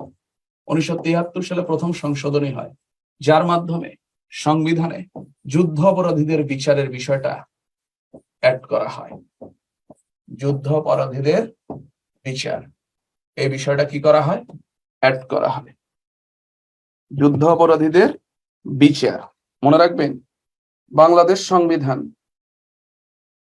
পাশ হইল 1972 সালের 16 ডিসেম্বর। তো তৎকালীন সময় আলোচিত বিষয় ছিল যুদ্ধ অপরাধীদের বিচার। কিন্তু এই যুদ্ধ অপরাধীদের বিচারের মতো এত একটা আলোচিত বিষয় সংবিধানে যুক্ত ছিল না। এই জন্য এই সংবিধানে যুক্ত করার জন্য 1973 সালে প্রথম সংবিধানের সংশোধনী নিয়ে আসা হয়, যে সংশোধনের মাধ্যমে সংবিধানে যুক্ত করা হয় যুদ্ধ অপরাধীদের বিচার। তাহলে সংবিধানের প্রথম সংশোধনী হয় কত সালে? 1973 সালে। এই সংশোধনীর মাধ্যমে সংবিধানে কি যুক্ত হয়? সংবিধানে যুদ্ধ অপরাধীদের বিচারের বিষয়টা যুক্ত হয়। গণপরিষদ আদেশ কে জারি করে? গণপরিষদ আদেশ জারি করে বাংলাদেশের প্রথম সাংবিধানিক রাষ্ট্রপতি বিচারপতি আবু সাইদ চৌধুরী 23 মার্চ 1972 সালে। মনে রাখবেন, সংবিধান এক ধরনের আইন। সাধারণত আইন তৈরি করে পার্লামেন্ট, কিন্তু পার্লামেন্ট তৈরি হয় নির্বাচনের মাধ্যমে, আর নির্বাচন হয় সংবিধানের মাধ্যমে। তার মানে আগে সংবিধান লাগবে, সংবিধান অনুসারে নির্বাচন হবে, তারপরে গঠিত হবে পার্লামেন্ট। তো যেহেতু সংবিধান নাই, সুতরাং নির্বাচনও নাই, পার্লামেন্টও নাই। এই জন্য সংবিধানকে আনতে হইলে একটা পরিষদ গঠন করতে হয়, যার নাম হচ্ছে গণপরিষদ। সাধারণত গণপরিষদের কাজ হচ্ছে সংবিধান রচনা করা এবং ওই সময়ের প্রয়োজনে অন্যান্য আইন তৈরি করা। যদিও বাংলাদেশের গণপরিষদ শুধু সংবিধানই রচনাই করছে, অন্যান্য আইন রচনা করেনি। তো এই সংবিধান তৈরির জন্য গণপরিষদকে গঠন করা প্রয়োজন। আর এই গণপরিষদ গঠনের জন্য আদেশ জারি করে বিচারপতি আবু সাইদ চৌধুরী 23 মার্চ 1972 সালে, যিনি ছিলেন বাংলাদেশের প্রথম সাংবিধানিক রাষ্ট্রপতি। মনে রাখবেন, এই বিচারপতি আবু সাইদ চৌধুরী, উনি ঢাকা ইউনিভার্সিটির ভিসি ছিলেন, বিচারপতি ছিলেন, বাংলাদেশের রাষ্ট্রপতি ছিলেন। মুক্তিযুদ্ধকালীন নিউ ইয়র্কে ওয়াশিংটন ডিসিতে কূটনৈতিক মিশনের প্রধান হিসেবে দায়িত্ব পালন করছেন কে? এই বিচারপতি আবু সাইদ চৌধুরী। লন্ডনে, ওয়াশিংটনে না, লন্ডনে মিশনও প্রধান হিসেবে দায়িত্ব পালন করছেন। সংবিধানের ভাষা কয়টা? 2টা। এটা বলা আছে সংবিধানের 153 নং অনুচ্ছেদে যে বাংলাদেশ সংবিধানের ভাষা 2টা। তবে সংবিধান ব্যাখ্যার ক্ষেত্রে যদি বিরোধ দেখা দেয়, বাংলা প্রাধান্য পাবে। সংবিধানের ভাষা কয়টা? 2টা। তবে সংবিধান ব্যাখ্যার ক্ষেত্রে বিরোধ দেখা দিলে বাংলা কি পাবে? প্রাধান্য পাবে। পারা যাবে? বাংলা প্রাধান্য পাবে। কত নং অনুচ্ছেদ? 153। এরপর বাংলাদেশ সংবিধানের মোট ভাগ কয়টি? 11টা ভাগ। 11টা ভাগ, এই কিছুক্ষণ আগেই বললাম। সংবিধানের প্রস্তাবনা 1টা, ভাষা 2টা, মূলনীতি 4টা, তফসিল 7টা, ভাগ বা অধ্যায় হচ্ছে 11টা। প্রথম ভাগের নাম হচ্ছে প্রজাতন্ত্র, 11তম ভাগের নাম হচ্ছে বিবিধ। ওকে, বাংলাদেশ সংবিধানের বৈশিষ্ট্য 9 কোনটি? বাংলাদেশ সংবিধান লিখিত, যেহেতু এটা নির্দিষ্ট দিনে কার্যকর হয়েছে, দুষ্পরিবর্তনীয়, সহজে পরিবর্তন করা যায় না, 2/3 সংসদ সদস্যের কনসেন্ট লাগবে, 2/3 সংসদ সদস্যের কনসেন্ট পাওয়া এত সহজ না, মৌলিক অধিকার সন্নিবেশিত, হ্যাঁ মৌলিক অধিকার আছে, তার মানে 3টা বৈশিষ্ট্য। কিন্তু বাংলাদেশের সংবিধান চাইলেই পরিবর্তন করা যায় না, সংখ্যাগরিষ্ঠতার ভিত্তিতে পরিবর্তন করা যায় না, সংশোধন করা যায় না। এটা সংশোধন করতে হলে সর্বনিম্ন 200 জন লাগবে, যেটা ম্যানেজ করা খুবই কঠিন। এই জন্য বাংলাদেশের সংবিধানকে বলা হয় দুষ্পরিবর্তনীয় সংবিধান। বাংলাদেশ সংবিধানের কয়টি মৌলিক অধিকারের কথা বলা? ওই যে 18টা বলছিলাম। মৌলিক অধিকারের কথা বলা আছে 3য় ভাগে, মৌলিক অধিকার অধ্যায়ে অনুচ্ছেদ আছে 22টি, আর এই 22টি অনুচ্ছেদের মধ্যে 17টি অনুচ্ছেদে 18টি মৌলিক অধিকারের কথা বলা। বঙ্গবন্ধু কোন জেলায় জন্মগ্রহণ করেন? খুবই ভালোভাবে জানি। কোন গ্রামে? টুঙ্গিপাড়া গ্রামে জন্মগ্রহণ করেন, সবাই জানি। বাইগার নদীর তীরে। কোন নদীর তীরে? বাইগার নদীর তীরে। বঙ্গবন্ধু শেখ মুজিবুর রহমান টুঙ্গিপাড়ায় জন্মগ্রহণ করেন, বাইগার নদীর তীরে। আমি হিমালয়ে দেখিনি, বঙ্গবন্ধুকে দেখেছি। ফিদেল কাস্ত্রো খুব পছন্দের একজন ব্যক্তি, ফিদেল কাস্ত্রো মারা গেছে। তো যাই হোক, ফিদেল কাস্ত্রো কিউবার নায়ক, সারা জীবন উনি আমেরিকান আগ্রাসনের বিরুদ্ধে লড়াই করে গেছে। কিউবা নায়ক বলা যায়।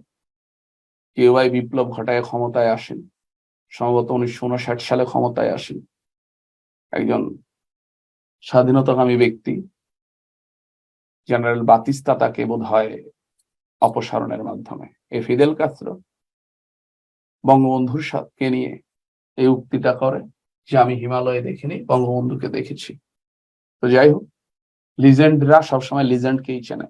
Bangabandhu legend, Fidel Castro legend, Nelson Mandela legend, গত শতাব্দীর যে কয়েকজন লিজেন্ড তার মধ্যে একজন হচ্ছেন কে?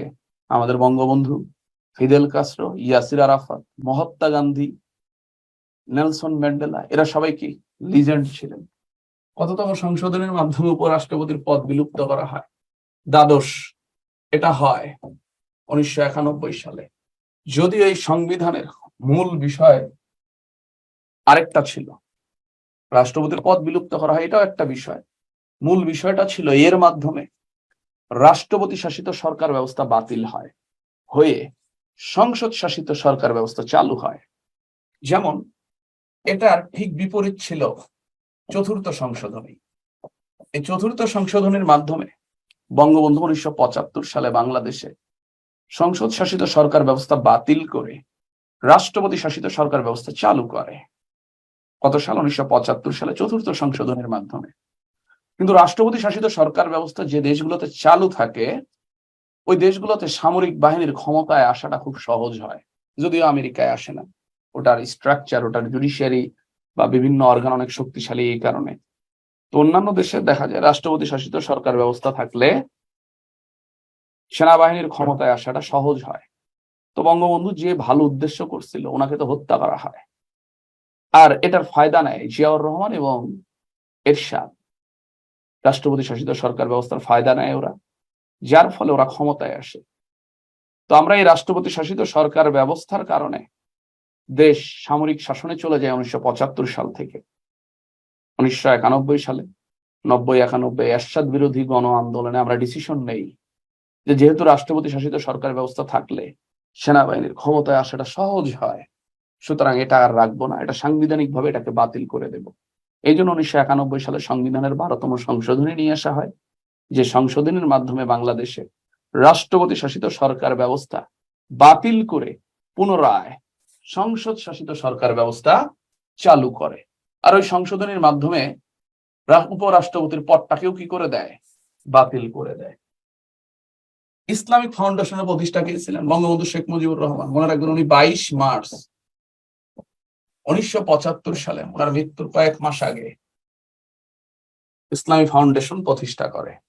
তাহলে বাংলাদেশে ইসলামী ফাউন্ডেশন, বাংলাদেশে ইসলামী ফাউন্ডেশন প্রতিষ্ঠাতা হচ্ছেন বঙ্গবন্ধু শেখ মুজিবুর রহমান, যিনি 1975 সালে 22 মার্চ ইসলামী ফাউন্ডেশন প্রতিষ্ঠা করেন। এই যে চারজন ব্যক্তি, চারজনই লিজেন্ড। আব্দুল হামিদ খান ভাসানী, ওনার উপাধি ছিল ভাসানী। ভারতের আসামের ভাষাঞ্চলের লোকরা ওনাকে ভালোবেসে ভাসানী উপাধি দেয়। আবুল কাশেম ফজলুল হক, ইনার উপাধি শেরে বাংলা, বাংলার বাঘ। হোসেন শহীদ সোহরাওয়ার্দী, ওনাকে বলা হয় গণতন্ত্রের মানস পুত্র। আর শেখ মুজিবুর রহমান, ওনার উপাধি তো অনেকগুলা। ওনার উপাধি বঙ্গবন্ধু। তোফায়েল আহমেদ দেয় 1969 সালের 23 ফেব্রুয়ারি। এরপর ওনাকে আবার জাতির জনকও বলা হয়। 1971 সালের 3রা মার্চ আসম আব্দুর রব পল্টন ময়দানে ওনাকে জাতির জনক উপাধি দেয়। আবার বাংলাদেশ সংবিধানের 4 ক অনুচ্ছেদে বলা আছে জাতির পিতা। জাতির পিতা, জাতির পিতা ওনাকে বলা হয় সাংবিধানিক ভাবে 4 ক অনুচ্ছেদে 2011 সালে 15তম সংশোধনীর মাধ্যমে ওনাকে জাতির পিতা বলে অভিহিত করা হয় সংবিধানের 4 ক অনুচ্ছেদে। তাহলে সাংবিধানিক ভাবে কিন্তু বঙ্গবন্ধু জাতির পিতা, সাংবিধানিক ভাবে। আবার ওনাকে মার্কিন সাময়িকী, বিখ্যাত সাময়িকী নিউজউইক 1971 সালের এপ্রিল মাসে ওনাকে পয়েট অফ পলিটিক্স উপাধি দেয়, রাজনৈতিক কবি। তাহলে দেখেন এই চারজন ব্যক্তির চারজনেরই আলাদা আলাদা নাম আছে, উপাধি আছে। আমাদের শেখ মুজিবুর রহমানের উপাধি কি? ওনাকে বঙ্গবন্ধু উপাধি দেওয়া হয়েছে, ওনাকে পয়েট অফ পলিটিক্স উপাধি দেওয়া হয়েছে, জাতির জনক উপাধি দেওয়া হয়েছে, জাতির পিতা উপাধি দেওয়া হয়েছে, বিশ্ববন্ধু উপাধি দেওয়া হয়েছে। হোসেন শহীদ সোহরাওয়ার্দীকে গণতন্ত্রের মানস পুত্র বলা হয়। আবুল কাশেম ফজলুল হককে শেরে বাংলা বলা হয়। আব্দুল হামিদ খান ভাসানীকে ভাসানী বলা হয়। 1924 মতান্তরে 1929 সালে ভারতের আসামের ভাষাঞ্চলের লোকরা ভালোবেসে ওনাকে কি বলে? ভালোবেসে ওনাকে কি উপাধি দেয়? ভালোবেসে ওনাকে উপাধি দেয় ভাসানী। স্যার, আমার কোনো অনলাইন কোর্স নাই স্যার, আমি বিসিএস লাইনে প্রাইভেট পড়াই না, আমি অ্যাডমিশনে পড়াই, বাট বিসিএস এ প্রাইভেট পড়াই না এবং পড়ানোর কোনো ইচ্ছাও নাই। আমি কনফিডেন্সে ক্লাস নেই অফলাইনে, আর মাঝে মাঝে অনলাইনে। আমার অনলাইন কোনো কোর্স নাই স্যার, আর ভবিষ্যতে হওয়ারও কোনো কি নাই, সম্ভাবনা নাই। আসলে আমি অফলাইনে কোচিং এ ক্লাস নিতে আমার কাছে খুব ভালো লাগে, আর ক্লাস না, ওটা তো আমার প্যাশন। যার ফলে দেখা যায় যে নিজে এসব উদ্যোগ নিয়ে করাটা আমার কাছে প্যারা মনে হয়, তার চেয়ে কোচিং এ সবকিছু গোছানো থাকে, জাস্ট আমি খালি ক্লাস দিই, এই আর কি। এরপর 40 আসাদ দিবস কবে পালন করা হয়? 20 জানুয়ারি। মনে রাখবেন, গণ অভ্যুত্থান শুরু হয়ে গেল 1968 সালের ডিসেম্বরের দিকে। এই গণ অভ্যুত্থান ব্যাপক আকার ধারণ করবে 69-এর জানুয়ারিতে এসে। মূলত এটা আগে ছিল গণ আন্দোলন। এই গণ আন্দোলনে সেনাবাহিনী গুলি চালাবে প্রথমবারের মতো 1969 সালের 20 জানুয়ারি। এতে মারা যাবে আসাদ, ঢাকা ইউনিভার্সিটির ছাত্র আসাদ। এই আসাদের মৃত্যুর কারণে গণ আন্দোলনটা গণ অভ্যুত্থানে পরিণত হয়। আসাদ হচ্ছেন প্রথম গণ অভ্যুত্থানের শহীদ, এবং এই জন্য 20 জানুয়ারি আসাদ দিবস হিসেবে পালন করা হয়। বর্তমানে একটা গেট আছে ঢাকায়, মোহাম্মদপুরে, আসাদ গেট। এটার নাম আগে ছিল আইয়ুব গেট। 20 জানুয়ারি আসাদকে হত্যা করার পর লোকজন এই আইয়ুব গেটের নাম পরিবর্তন করে রাখে আসাদ গেট, এবং 20 জানুয়ারিকে পালন করে আসাদ দিবস হিসাবে। যদি পরীক্ষায় আসে প্রথম বাঙালি শহীদ কে? প্রথম বাঙালি শহীদ হচ্ছে তিতুমীর, যিনি মারা যান 1831 সালের 19 নভেম্বর। যদি বলে প্রথম ভাষা শহীদকে? রফিক, যিনি মারা যান 1952 সালের 21 ফেব্রুয়ারি। যদি বলে প্রথম 6 দফা শহীদকে? মনু মিয়া, যিনি মারা যান 1966 সালের 7 জুন। 1911 জন মারা যায়, বাট উনি প্রথম মারা যায়। আর প্রথম যদি বলে গণ অভ্যুত্থানের শহীদকে? আসাদ, উনি মারা যায় 1969 সালের 20 জানুয়ারি। আর যদি বলে প্রথম শহীদ বাঙালি বুদ্ধিজীবীকে, তাহলে সেটা হবে ডক্টর শামসুজ্জোহা চৌধুরী, রাজশাহী ইউনিভার্সিটির সহকারী প্রক্টর, রসায়নের অধ্যাপক ছিলেন। উনি এই গণ অভ্যুত্থানে মারা যায় 1969 সালের 18 ফেব্রুয়ারি। সাধারণত ইউনিভার্সিটির টিচার, আইনজীবী, সাংবাদিক, এনাদেরকে বলা হয় কি? এনাদেরকে বলা হয় আপনার বুদ্ধিজীবী।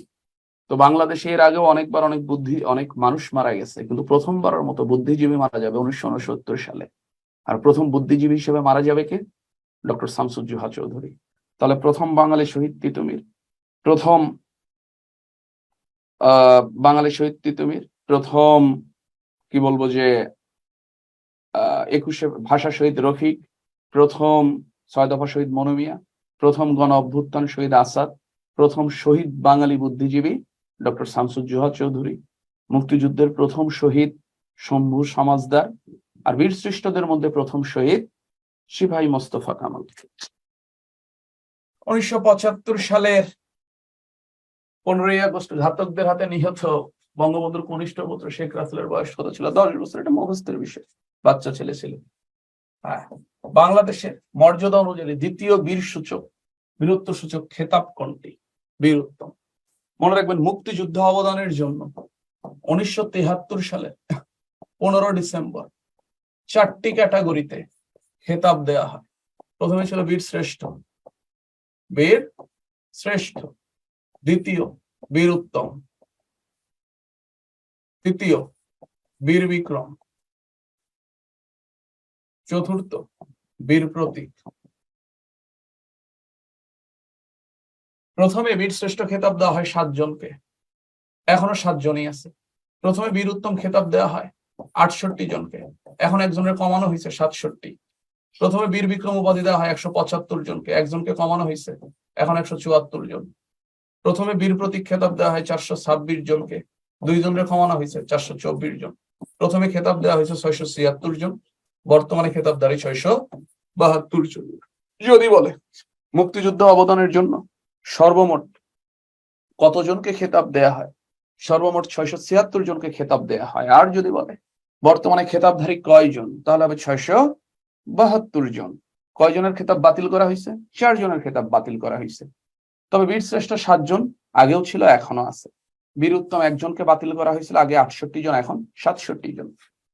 তো এই 4টা ক্যাটাগরির মধ্যে সর্বোচ্চ খেতাবটা হচ্ছে বীর শ্রেষ্ঠ, সেকেন্ড খেতাবটা হচ্ছে বীর উত্তম। তবে বীর উত্তম একটা পার্সপেক্টিভে প্রথম খেতাব। কোন পার্সপেক্টিভে? জীবিতদের মধ্যে। যদি বলে মুক্তিযুদ্ধে অবদানের জন্য সর্বোচ্চ খেতাব কোনটা? বীর শ্রেষ্ঠ। আর যদি বলে মুক্তিযুদ্ধে অবদানের জন্য প্রদত্ত খেতাব গুলোর মধ্যে জীবিতদের জন্য প্রথম খেতাব কোনটা? জীবিতদের জন্য প্রথম খেতাব বীর উত্তম। ওভারঅল এটা সেকেন্ড, কিন্তু জীবিতদের মধ্যে সর্বোচ্চ হচ্ছে বীর উত্তম। কারণ বীর শ্রেষ্ঠ যারা পাইছে তারা কেউ জীবিত না, তারা সবাই মৃত ছিল। তাহলে জীবিতদের মধ্যে সর্বোচ্চ খেতাব হচ্ছে বীর বিক্রম, আর এটা ওভারঅল বীর বিক্রমটা হচ্ছে বীর উত্তম, আর ওভারঅল বীর উত্তমটা হচ্ছে সেকেন্ড খেতাব। পরীক্ষায় প্রশ্নটা কি ছিল? বাংলাদেশের মর্যাদা অনুসারে দ্বিতীয় বীর সূচক খেতাব কোনটা? বীর উত্তম। কিন্তু যদি পরীক্ষায় প্রশ্নটা এমন হইতো যে বাংলাদেশের মর্যাদা অনুসারে জীবিতদের জন্য সর্বোচ্চ খেতাব কোনটা, তাহলেও হইতো বীর উত্তম।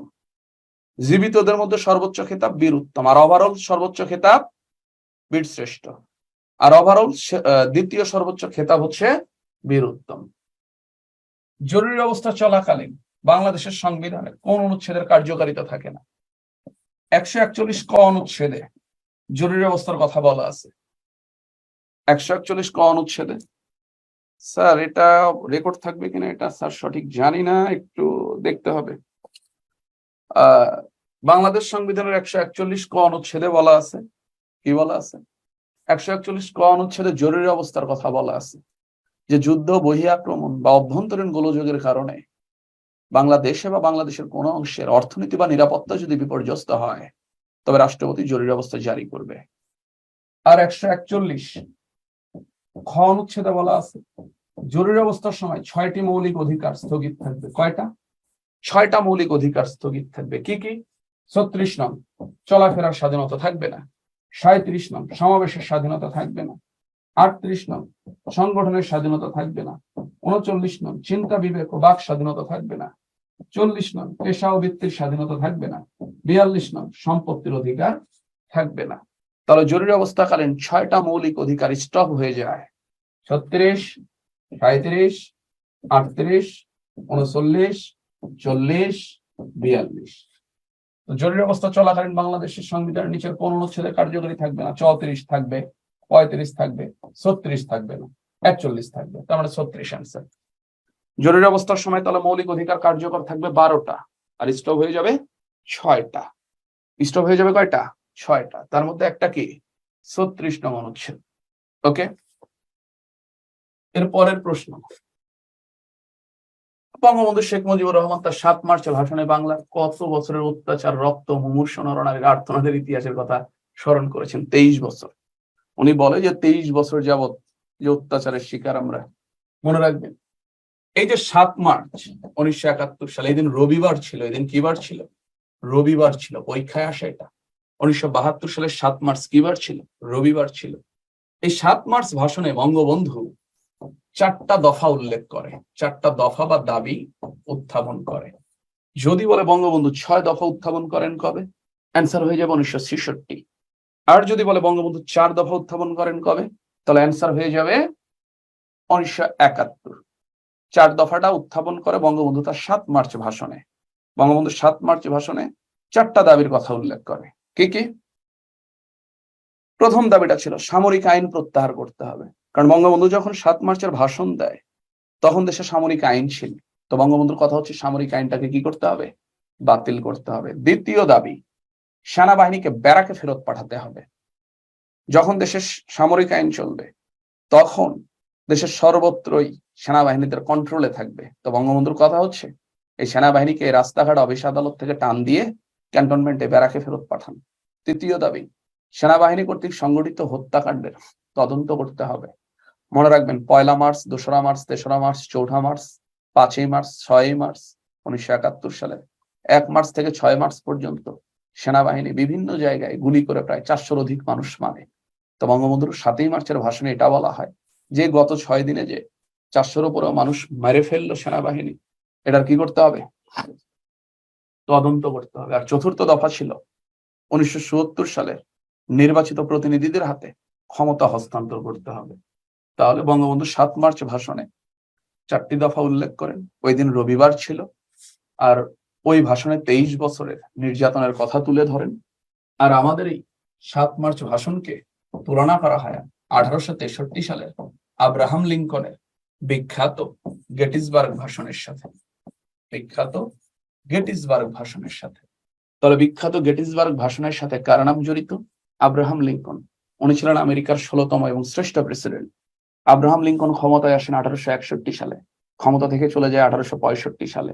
ঠিক ওই সময় আমেরিকাতে গৃহযুদ্ধও চলে।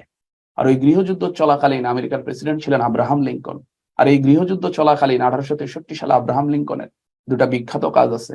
একটা হচ্ছে উনি বিখ্যাত গেটিসবার্গ ভাষণ দেন, যে ভাষণের মাধ্যমে উনি গণতন্ত্রের সংজ্ঞা তুলে ধরেন। Democracy is the form of government of the people, by the people, for the people. এবং এই আপনার গেটিসবার্গ ভাষণের ওই বছরেই 1863 সালে উনি আমেরিকা থেকে দাস প্রথা বিলুপ্ত করেন। তো সেই 1863 সালের আব্রাহাম লিঙ্কনের বিখ্যাত গেটিসবার্গ ভাষণের সাথে আমরা বঙ্গবন্ধুর 7 মার্চের ভাষণকে কি করা হয়? তুলনা করা হয়। সংবাদপত্রের স্বাধীনতার কথা বলা কততে? 39(2) খ। মনে রাখবেন 39(2) ক, এখানে বাক স্বাধীনতার কথা বলা। আর 39(2) খ, সংবাদপত্রের স্বাধীনতার কথা বলা। যদি এত ডেপথ আসে না মূল পরীক্ষায়, তারপরও জানে যান, রিটেনে লাগে। বাক স্বাধীনতা। আবার 39 নং অনুচ্ছেদে সবগুলোর কথা একসাথে বলা। চিন্তা, বিবেক ও বাক স্বাধীনতা, ওটা হচ্ছে মূল আর্টিকেল। আর এটার সাব আর্টিকেল গুলাতে আলাদা আলাদা স্পেসিফিক ভাবে বলা, আলাদা আলাদা স্পেসিফিক ভাবে বলা। এরপরে 1946 সালে 15ই আগস্ট ঘাতকদের হাতে সপরিবারে নিহত বঙ্গবন্ধুর হত্যার বিচার বাধাগ্রস্ত করতে ইনডেমনিটি অধ্যাদেশকে জারি করেন যে খন্দকার মোস্তাক।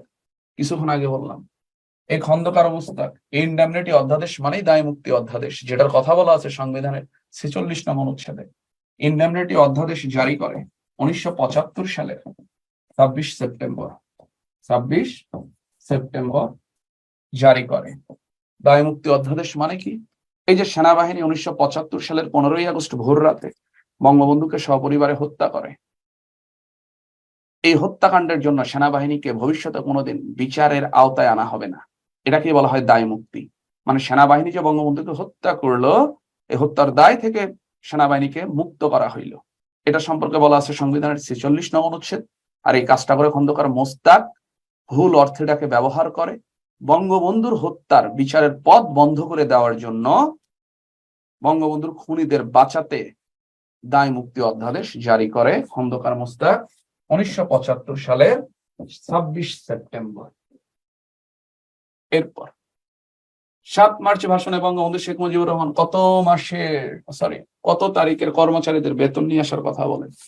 ৭ মার্চ ভাষণে কিন্তু বলেন সবকিছু বন্ধ থাকবে, তবে ব্যাংক ট্যাঙ্ক এগুলো খোলা থাকবে ২ ঘন্টার জন্য, শ্রমিকদের মজুরি আনার জন্য। আর ২৮ তারিখের কথা বলে যে আপনারা এই মাসের ২৮ মার্চ গিয়ে কি করবেন? আপনাদের মজুরি নিয়ে আসবেন, আপনাদের বেতন নিয়ে আসবেন। কত তারিখ? ২৮ তারিখের কথা বলে। এরপর ৬৯ গণ অভ্যুত্থানে শহীদ মতিউর রহমান কোন প্রতিষ্ঠানের ছাত্র ছিলেন? নবকুমার ইনস্টিটিউটের নবম দশম শ্রেণীর ছাত্র। দশম শ্রেণীর ছাত্র, মূলত নবম দশমের ছাত্র ছিল নবকুমার ইনস্টিটিউটের। এই মতিউর রহমান গণ অভ্যুত্থানে মারা যাবে ১৯৬৯ সালের ২৪ জানুয়ারি। ২৪ জানুয়ারি মারা যাবে। মনে রাখবেন, এই ২৪ জানুয়ারিকে গণ অভ্যুত্থান দিবস বলে। ২৪ জানুয়ারিকে কি দিবস বলা হয়? গণ অভ্যুত্থান দিবস বলা হয়। গণ অভ্যুত্থান দিবস কবে? ২৪ জানুয়ারি। এই গণ অভ্যুত্থানের এই দিনে মারা যায় কে?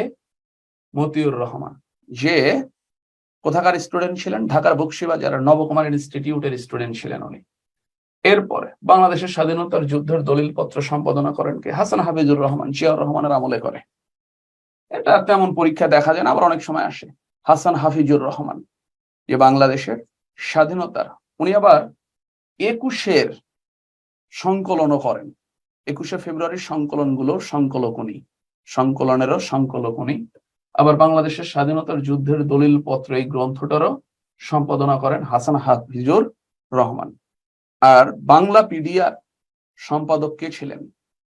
অধ্যাপক সিরাজুল ইসলাম, নাকি? এরপরে ৫০, ১৯৭১ সালে ২৫ মার্চ হানাদার বাহিনীর বিরুদ্ধে কোথায় সর্বপ্রথম সশস্ত্র প্রতিরোধ গড়ে তোলা হয়? জয়দেবপুরে। মনে রাখবেন, সাধারণ জনতা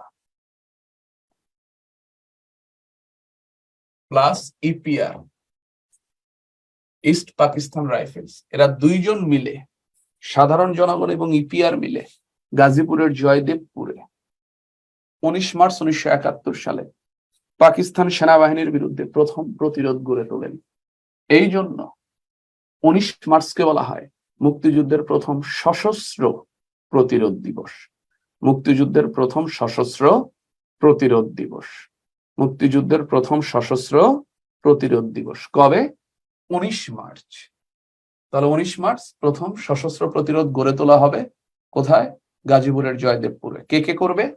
সাধারণ জনতা প্লাস ইপিআর। ইপিআর মানে ইস্ট পাকিস্তান রাইফেল। এই ইপিআর এর স্বাধীনতার পরে নাম হয় বিডিআর। এরপরে নাম হয় ২০০৯ সালে বিদ্রোহের পরে, ২০১১ সালে নাম হয় BGB, border guard of Bangladesh. EPR east Pakistan rifles, সীমান্ত রক্ষী বাহিনী, স্বাধীনতার পরে নাম হয় বিডিআর। ২০০৯ সালে বিদ্রোহের পরে ২০১১ সালে নাম হয় BGB, border guard of Bangladesh. এই সাধারণ জনতা এবং মুক্তিযুদ্ধকালীন ইপিআর এই অঞ্চলের সীমান্ত রক্ষী বাহিনী মিলে ১৯ মার্চ ১৯৭১ সালে পাকিস্তান হানাদার বাহিনীর বিরুদ্ধে গাজীপুরের জয়দেবপুরে সশস্ত্র প্রতিরোধ গড়ে তোলে। এই জন্য ১৯ মার্চকে বলা হয় মুক্তিযুদ্ধের প্রথম সশস্ত্র প্রতিরোধ দিবস। এরপর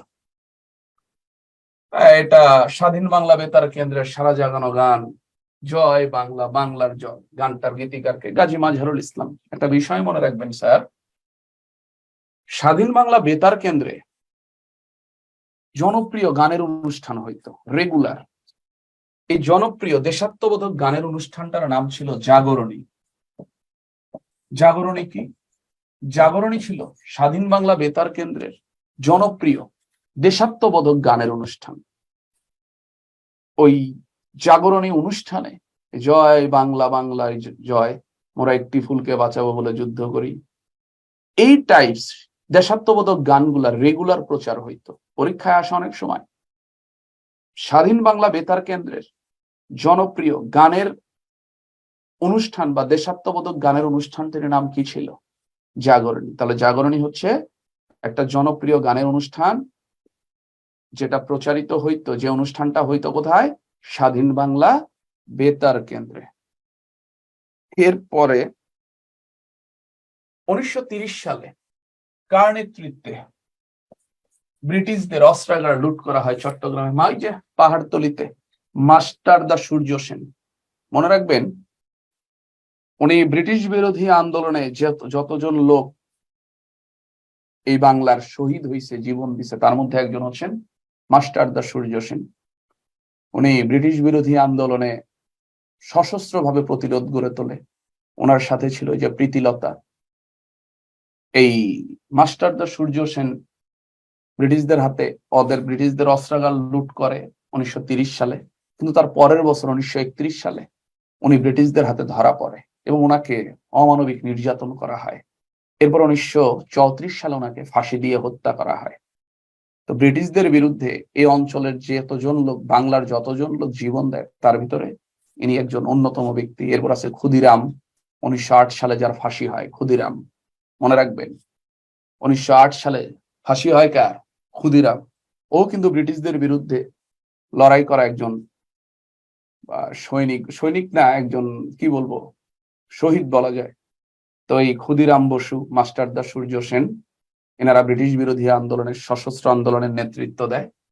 ওনার নেতৃত্বে 1930 সালে চট্টগ্রামের অস্ত্রাগার লুট করা হয় এবং এই মাস্টারদা সূর্য সেন ব্রিটিশদের বিরুদ্ধে ধরা পড়ে, ব্রিটিশদের হাতে ধরা পড়ে আপনার 1931 সালে, এবং ওনাকে হত্যা করা হয় ফাঁসি দিয়ে 1934 সালে। আর এনার আগে আরেকজন বিখ্যাত ব্যক্তিকে, ক্ষুদিরাম বসু, যিনি ধরা পড়েন কত সালে? 1908 সালে ধরা পড়েন এবং তাকেও ফাঁসি দিয়ে কি করা হয়? হত্যা করা হয়। মনে রাখবেন, এই ক্ষুদিরামের জন্ম আর হিটলারের জন্ম একই সালে। ক্ষুদিরাম জন্মগ্রহণ করে কত সাল?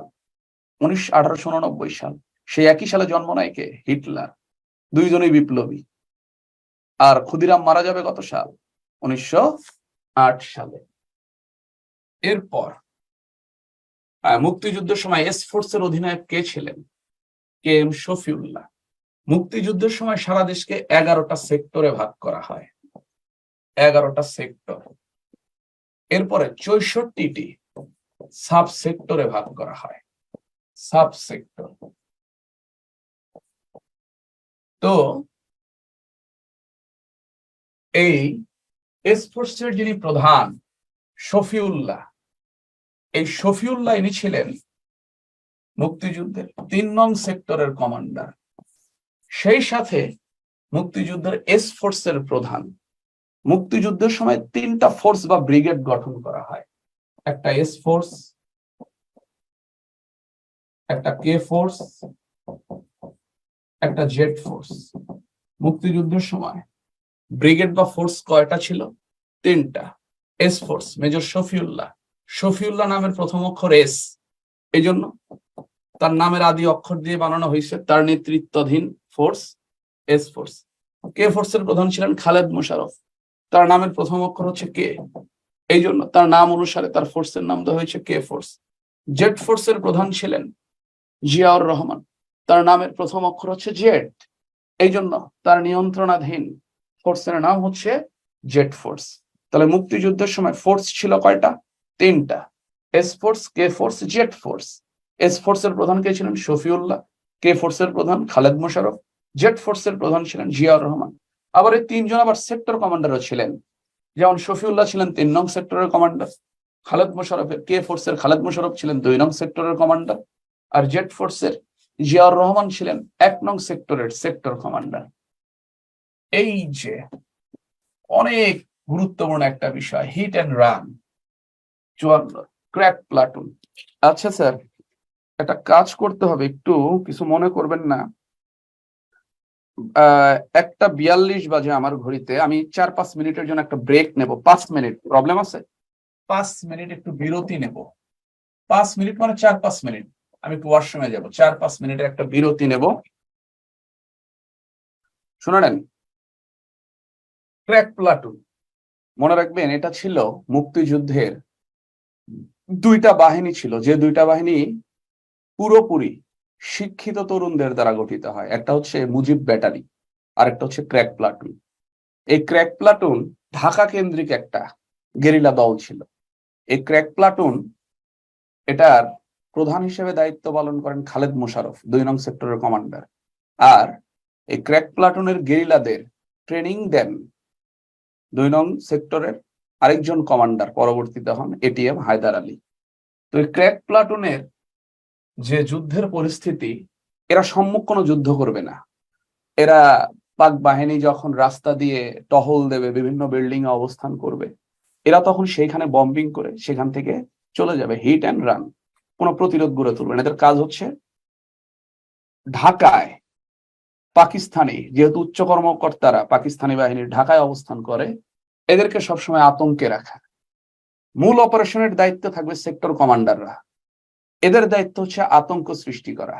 দেখবেন বিভিন্ন মুক্তিযুদ্ধকালীন বিভিন্ন ভবনে এই ক্র্যাক প্লাটুনের গেরিলারা কি করতো, বম্বিং করতো। বম্বিং করে ওই বিল্ডিং কে উড়াইয়ে দিত। পাশে দেখা যেত পাকিস্তানি বাহিনীদের ক্যাম্প। ওরা ভয় পাইতো যে আজকে ওই বিল্ডিং এ করছে, কাল হয়তো আমাদের করবে। যার ফলে শত্রু যত আতঙ্কে থাকবে, তার মাথা থেকে তত কম নীল নকশা বের হবে। এই ক্র্যাক প্লাটুন এই কাজটাই করছে। মুক্তিযুদ্ধকালীন পাকিস্তানি অফিসারদেরকে আতঙ্কে রাখছে। তাদের যুদ্ধ কৌশল ছিল মারো এবং দৌড়াও, হিট অ্যান্ড রান। কোন রকম প্রতিরোধ না। প্রতিরোধ করবে মুক্তিযোদ্ধারা, সেক্টরের সেনাবাহিনীরা, বাট এদের কাজ হচ্ছে আতঙ্ক সৃষ্টি করা।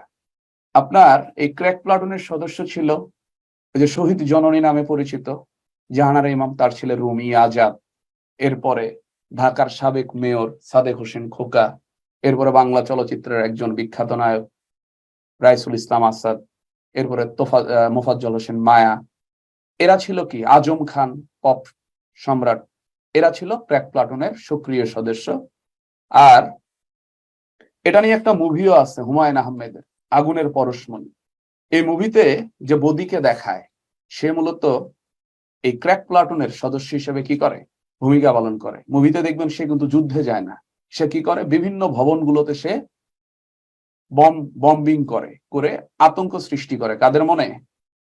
পাকিস্তানি বাহিনীর মনে। তাহলে ক্র্যাক প্লাটুন একটা গেরিলা বাহিনী, যার কাজ ছিল ঢাকা কেন্দ্রিক, ঢাকার বাইরে না, ঢাকা কেন্দ্রিক, যাদের অন্যতম কাজের উদ্দেশ্য ছিল ঢাকায় অবস্থানরত পাকিস্তানি বাহিনীর কর্মকর্তাদেরকে কিসে রাখা, আতঙ্কিত গ্রস্তে রাখা।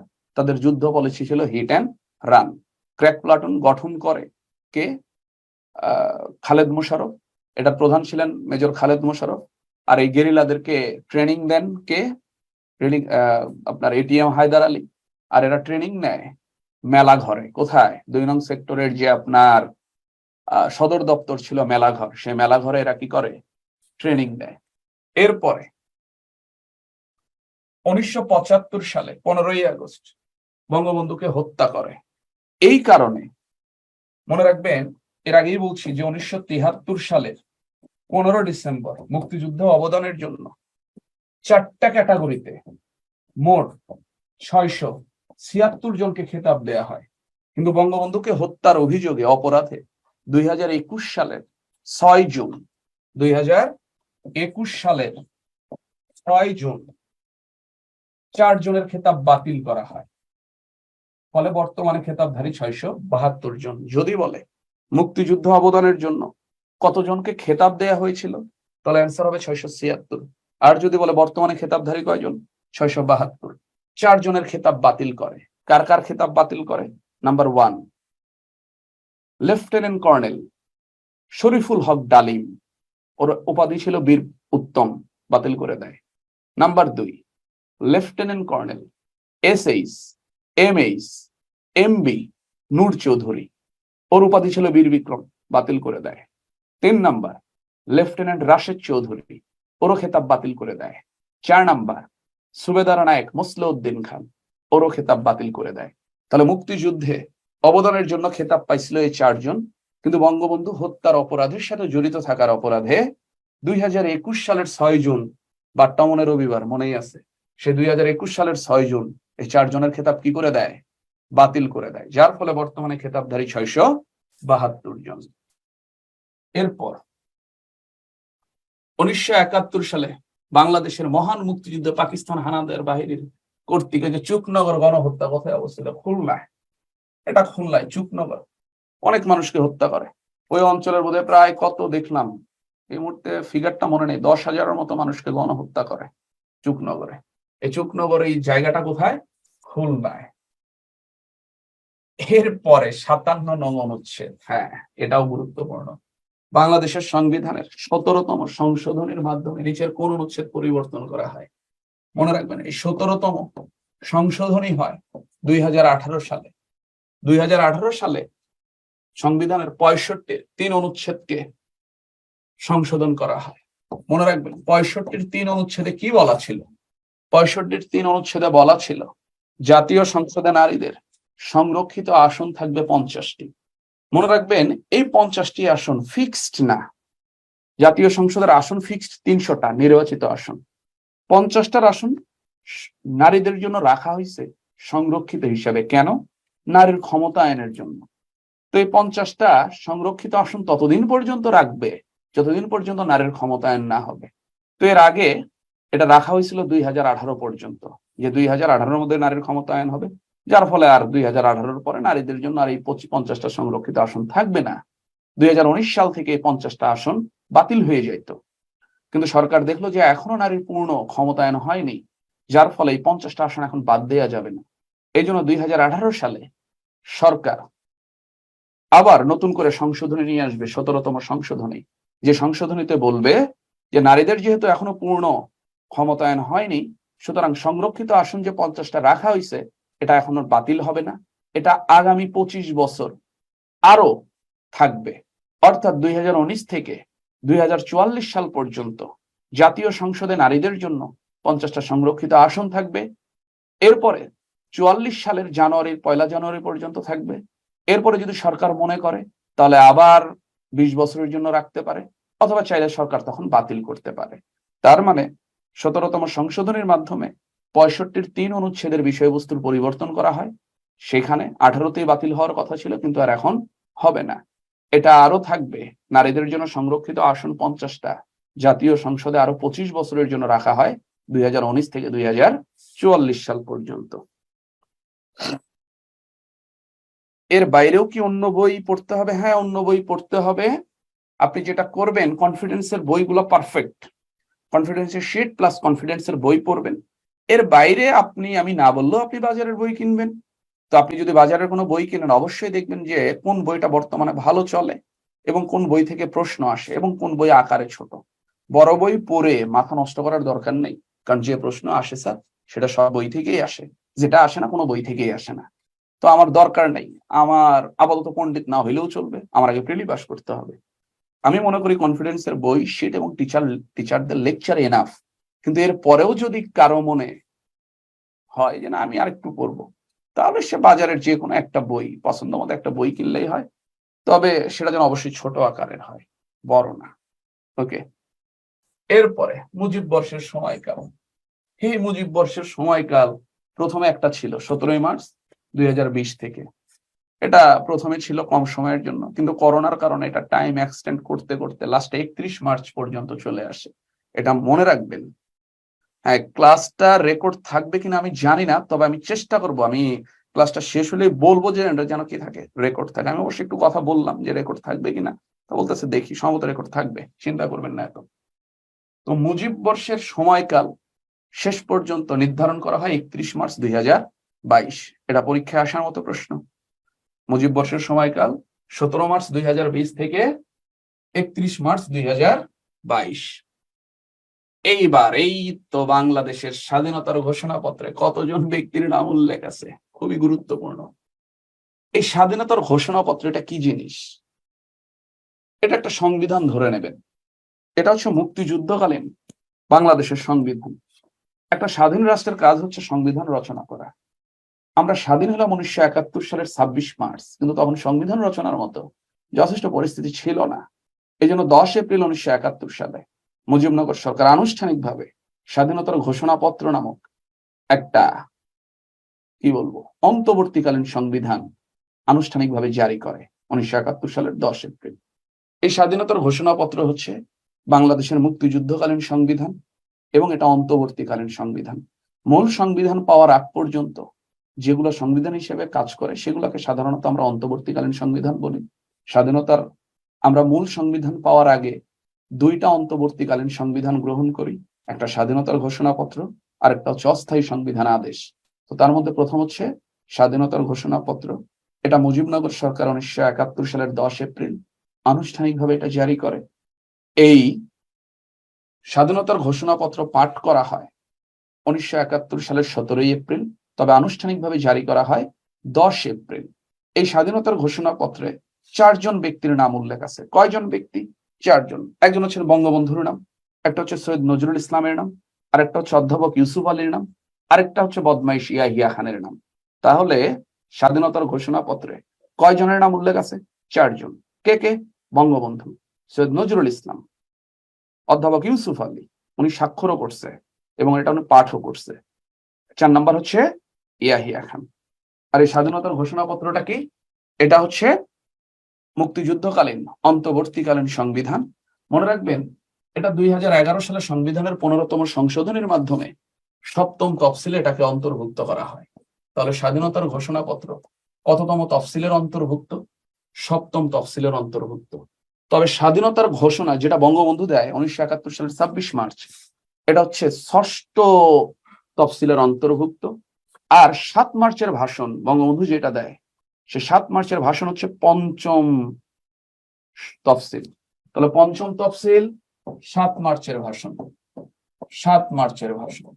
6ষ্ঠ তফসিল বঙ্গবন্ধুর 26 মার্চের স্বাধীনতার ঘোষণা। আর 7ম তফসিল 10 এপ্রিল মুজিবনগর সরকার কর্তৃক আনুষ্ঠানিকভাবে জারি হওয়া স্বাধীনতার ঘোষণাপত্র। এরপর দেখেন বঙ্গবন্ধু শেখ মুজিবুর রহমান সর্বপ্রথম আওয়ামী লীগের সভাপতি হন 1966 সালে।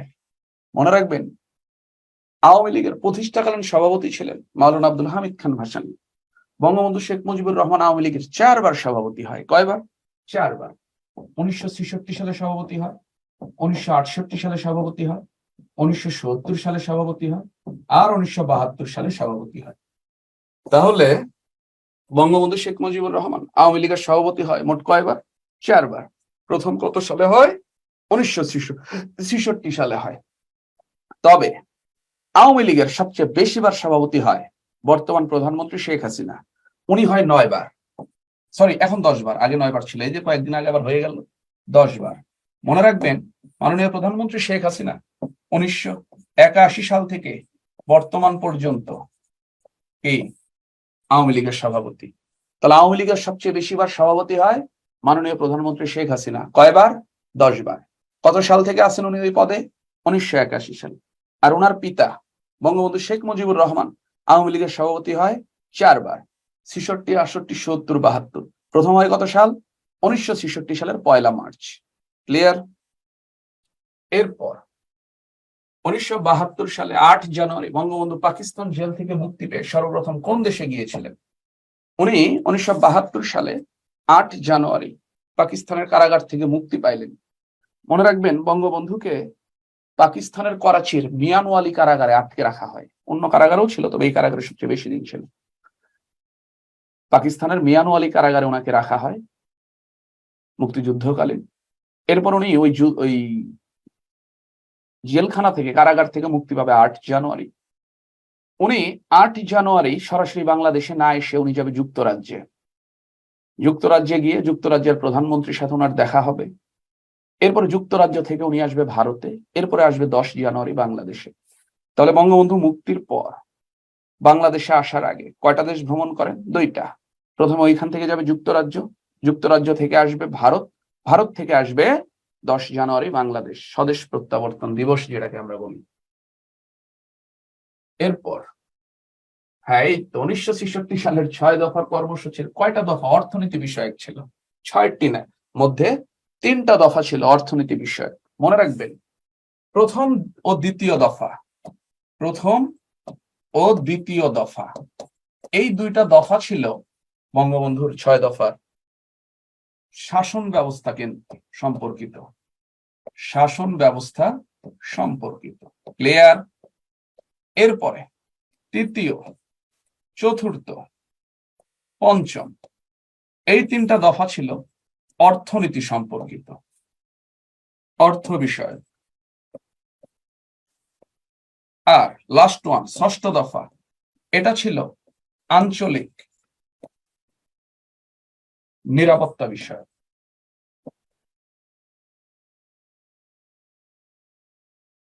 তাহলে বঙ্গবন্ধুর 6টা দফা ছিল মূলত 3 ধরনের। প্রথম এবং দ্বিতীয় ছিল শাসন ব্যবস্থা সম্পর্কিত, তৃতীয়, চতুর্থ, পঞ্চম ছিল অর্থ বিষয়ক, ষষ্ঠ দফা ছিল আঞ্চলিক নিরাপত্তা বিষয়ক। বঙ্গবন্ধু সরাসরি কেন আসলেন না? কয়েকটা কারণ। প্রথমত, ওইখান থেকে সরাসরি বাংলাদেশে আসার লাইনই ছিল না। আর বঙ্গবন্ধুকে পাঠানোর চাইছিল যে মিশরে বা তুরস্কে, বঙ্গবন্ধু বলছে না, যাব হচ্ছে ইংল্যান্ডে। কেন? কারণ স্বাভাবিকভাবে ইংল্যান্ড, লন্ডন বলা যায় ইউরোপের রাজধানী বলা যায় লন্ডন। তো এখানে গিয়ে যদি সংবাদ সম্মেলন করি, বিশ্বের বিভিন্ন দেশে আমার মেসেজটা পৌঁছে যাবে, যেটা তুরস্কে বা মিশরে গেলে হবে না। তো আর সরাসরি আসার আসলে ওই রকম এয়ারলাইন্স ছিল না, এই জন্য ওনাকে ঘুরে আসতে হয়। এরপর ইউনেস্কো 2017 সালে নিচের কোনটিকে memory of the world international রেজিস্টারে অন্তর্ভুক্ত করে? 7 মার্চের ভাষণ। মনে রাখবেন, 2017 সালের 30 অক্টোবর ইউনেস্কো 7 মার্চ ভাষণকে বিশ্ব ঐতিহ্যের অংশ হিসেবে ঘোষণা করে। পৃথিবীর প্রথম অলিখিত দলিল হিসাবে এটাকে 7 মার্চ ভাষণকে বিশ্ব ঐতিহ্যের অংশ হিসেবে ঘোষণা করে। আমাদের তো বিশ্ব ঐতিহ্যের অংশ হিসেবে ঘোষিত হওয়া স্থানও আছে 3টা। পাহাড়পুরের বৌদ্ধবিহার, 60 গম্বুজ মসজিদ, আর একটা কি সুন্দরবন। আবার একটা গানকেও বিশ্ব ঐতিহ্যের অংশ হিসেবে ঘোষণা করা হয়, বাউল গান, মনে রাখবেন। আর একটা ভাষণকেও বিশ্ব ঐতিহ্যের অংশ হিসেবে ঘোষণা করে। কি কি? একটা হচ্ছে, ভাষণটা হচ্ছে 7 মার্চ ভাষণ। এছাড়া মঙ্গল শোভাযাত্রা এবং শীতলবাটি, এগুলাকে অধরা সাংস্কৃতিক অংশ হিসেবে কি করে? ঘোষণা করে। তো যাই হোক, এই ইউনেস্কো আমাদের 7 মার্চ ভাষণকে বিশ্ব ঐতিহ্যের অংশ হিসেবে ঘোষণা করবে 2017 সালের 30 অক্টোবর। অসমাপ্ত আত্মজীবনী, বঙ্গবন্ধুর রচিত প্রথম সবচেয়ে আলোচিত বই। অসমাপ্ত আত্মজীবনী গ্রন্থটির ভূমিকা লেখেন কে? শেখ হাসিনা। এই অসমাপ্ত আত্মজীবনীতে বলা আছে বঙ্গবন্ধুর 1955 সাল পর্যন্ত কথা।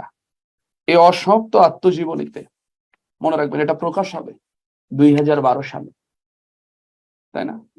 ইউনিভার্স নাকি ইউনিভার্সাল প্রেস লিমিটেড বোধহয় এটা প্রকাশ করে। আর এটার গ্রন্থটার ভূমিকা লেখকে মাননীয় প্রধানমন্ত্রী শেখ হাসিনা। এরপর 1954 সালের যুক্তফ্রন্টের মন্ত্রিসভা পূর্ব পাকিস্তানের মুখ্যমন্ত্রী কে ছিলেন? শেরে বাংলায় কে ফজলুল হক। মনে রাখবেন, পাকিস্তান ছিল প্রদেশ ভিত্তিক রাষ্ট্র। পাকিস্তানের প্রদেশ ছিল 5টা। আমাদের এই অঞ্চলে ছিল 1টা প্রদেশ, পশ্চিম অঞ্চলে ছিল 4টা প্রদেশ। তো সাধারণত যে দেশগুলো প্রদেশ ভিত্তিক হয়, ওই দেশগুলোতে নির্বাচন হয় 2টা স্টেজে। একটা পুরো দেশের জন্য নির্বাচন হয়, যেটাকে বলা হয় কেন্দ্রীয় বা জাতীয় নির্বাচন। আরেকটা হয় প্রদেশের নির্বাচন, যেটাকে বলা হয় প্রাদেশিক নির্বাচন। কেন্দ্রীয় নির্বাচনে নির্বাচিত দলের মন্ত্রীদের প্রধানকে বলা হয় প্রধানমন্ত্রী, আর প্রাদেশিক নির্বাচনের মন্ত্রিসভার প্রধানকে বলা হয় মুখ্যমন্ত্রী। যেমন নরেন্দ্র মোদী পুরো ভারতের প্রধানমন্ত্রী, কিন্তু মমতা বন্দ্যোপাধ্যায় উনি পুরো ভারতের না, ভারতের 28টা অঙ্গরাজ্যের একটা অঙ্গরাজ্যের উনি প্রধানমন্ত্রী। এই জন্য ওনাকে প্রধানমন্ত্রী না বলে কি বলা হয়? মুখ্যমন্ত্রী। 1954 সালে 8 থেকে 12 মার্চ পূর্ব বাংলা, তখন তো পূর্ব পাকিস্তান না, পূর্ব বাংলা হবে আর কি, পূর্ব বাংলা, পূর্ব পাকিস্তান নামটা হয় 1956 সালে। তো যাই হোক, এই পূর্ব বাংলা 8 থেকে 12 মার্চ 1954 সালের প্রাদেশিক পরিষদ নির্বাচনে যুক্তফ্রন্ট অংশগ্রহণ করবে। মুসলিম আসন পাবে 223টা, সংরক্ষিত অমুসলিম আসন পাবে হচ্ছে 13টা, মোট 236টা আসন লাভ করবে এবং পূর্ব বাংলার প্রাদেশিক সরকার গঠনের যোগ্যতা অর্জন করবে। এরপর মনে রাখবেন, নির্বাচনে কোন দল জেতার পরে যেদিন সেই দল মন্ত্রিসভা গঠন করে, সেই দিনই ধরে নেওয়া হয় সে সরকার গঠন করে। তো যুক্তফ্রন্ট 1954 সালের 3 এপ্রিল একে ফজলুল হকের নেতৃত্বে 4 সদস্য বিশিষ্ট মন্ত্রিসভা গঠনের মাধ্যমে সরকার গঠন করে। এরপরে 15ই মে বঙ্গবন্ধু সহ আরো 10 জনকে মন্ত্রিসভায় নেওয়া হয়, যার ফলে যুক্তফ্রন্ট মন্ত্রিসভাটি ছিল 14 সদস্য বিশিষ্ট। প্রাথমিকভাবে ছিল 4। মন্ত্রিসভার আকার বৃদ্ধি করা হয় 15 মে 1954। নতুন করে নেওয়া হয় 10 জনকে। আর এই মন্ত্রিসভার প্রধান হিসেবে থাকেন শেরেবাংলায় কে ফজলুল হক। এই জন্য বলা হচ্ছে 54 যুক্তফ্রন্ট নির্বাচনের যুক্তফ্রন্টের মন্ত্রিসভায় এই পূর্ব বাংলার মুখ্যমন্ত্রী কে ছিলেন? শেরেবাংলায় কে ফজলুল হক। এরপরে গণতন্ত্রের মানসপুত্র বলা হয় কাকে? হোসেন শহীদ সোহরাওয়ার্দীকে। কিছুক্ষণ আগেই বলছি, মনে রাখবেন এই হোসেন শহীদ সোহরাওয়ার্দী ইনি 1963 সালের 5 ডিসেম্বর লেবাননের রাজধানী বৈরুতে মারা যায়। ঠিক তার 10 বছর আগে 1953 সালের 5 ডিসেম্বর যুক্তফ্রন্ট 54 প্রাদেশিক পরিষদের নির্বাচনের জন্য 21 দফা নির্বাচনী ইস্তেহার ঘোষণা করে। 1953 সালের 5 ডিসেম্বর 21 দফার প্রথম দফা ছিল বাংলাকে রাষ্ট্রভাষার মর্যাদা দান, এবং 21 দফার রচয়িতা ছিল আবুল মনসুর আহমেদ। ক্লিয়ার? তাহলে যুক্তফ্রন্ট 21 দফা ঘোষণা করে 1953 সালের 5 ডিসেম্বর। ঠিক তার 10 বছর পর 1963 সালের 5 ডিসেম্বর মারা যাবেন লেবাননের রাজধানী বৈরুতে হৃদরোগে আক্রান্ত হয়ে কে? হোসেন শহীদ সোহরাওয়ার্দী। ঠিক তার 6 বছর পর 5 বছর পর 1969 সালের 5 ডিসেম্বর বঙ্গবন্ধু এই ভূখণ্ডের নাম রাখেন বাংলাদেশ। এরপর 2013 সালের 5 ডিসেম্বর মনে রাখবেন নেলসন ম্যান্ডেলা মারা যায়। সব 5 ডিসেম্বরের ঘটনা। নেলসন ম্যান্ডেলা গত শতাব্দীর বর্ণবাদ বিরোধী সেরা নেতা, যার বিখ্যাত 2টা বই আছে, a long walk to freedom আর একটা হচ্ছে কনভারসেশন উইথ মাইসেলফ। এই নেলসন ম্যান্ডেলা রোবেন দ্বীপে তাকে বন্দি করে রাখা হয়।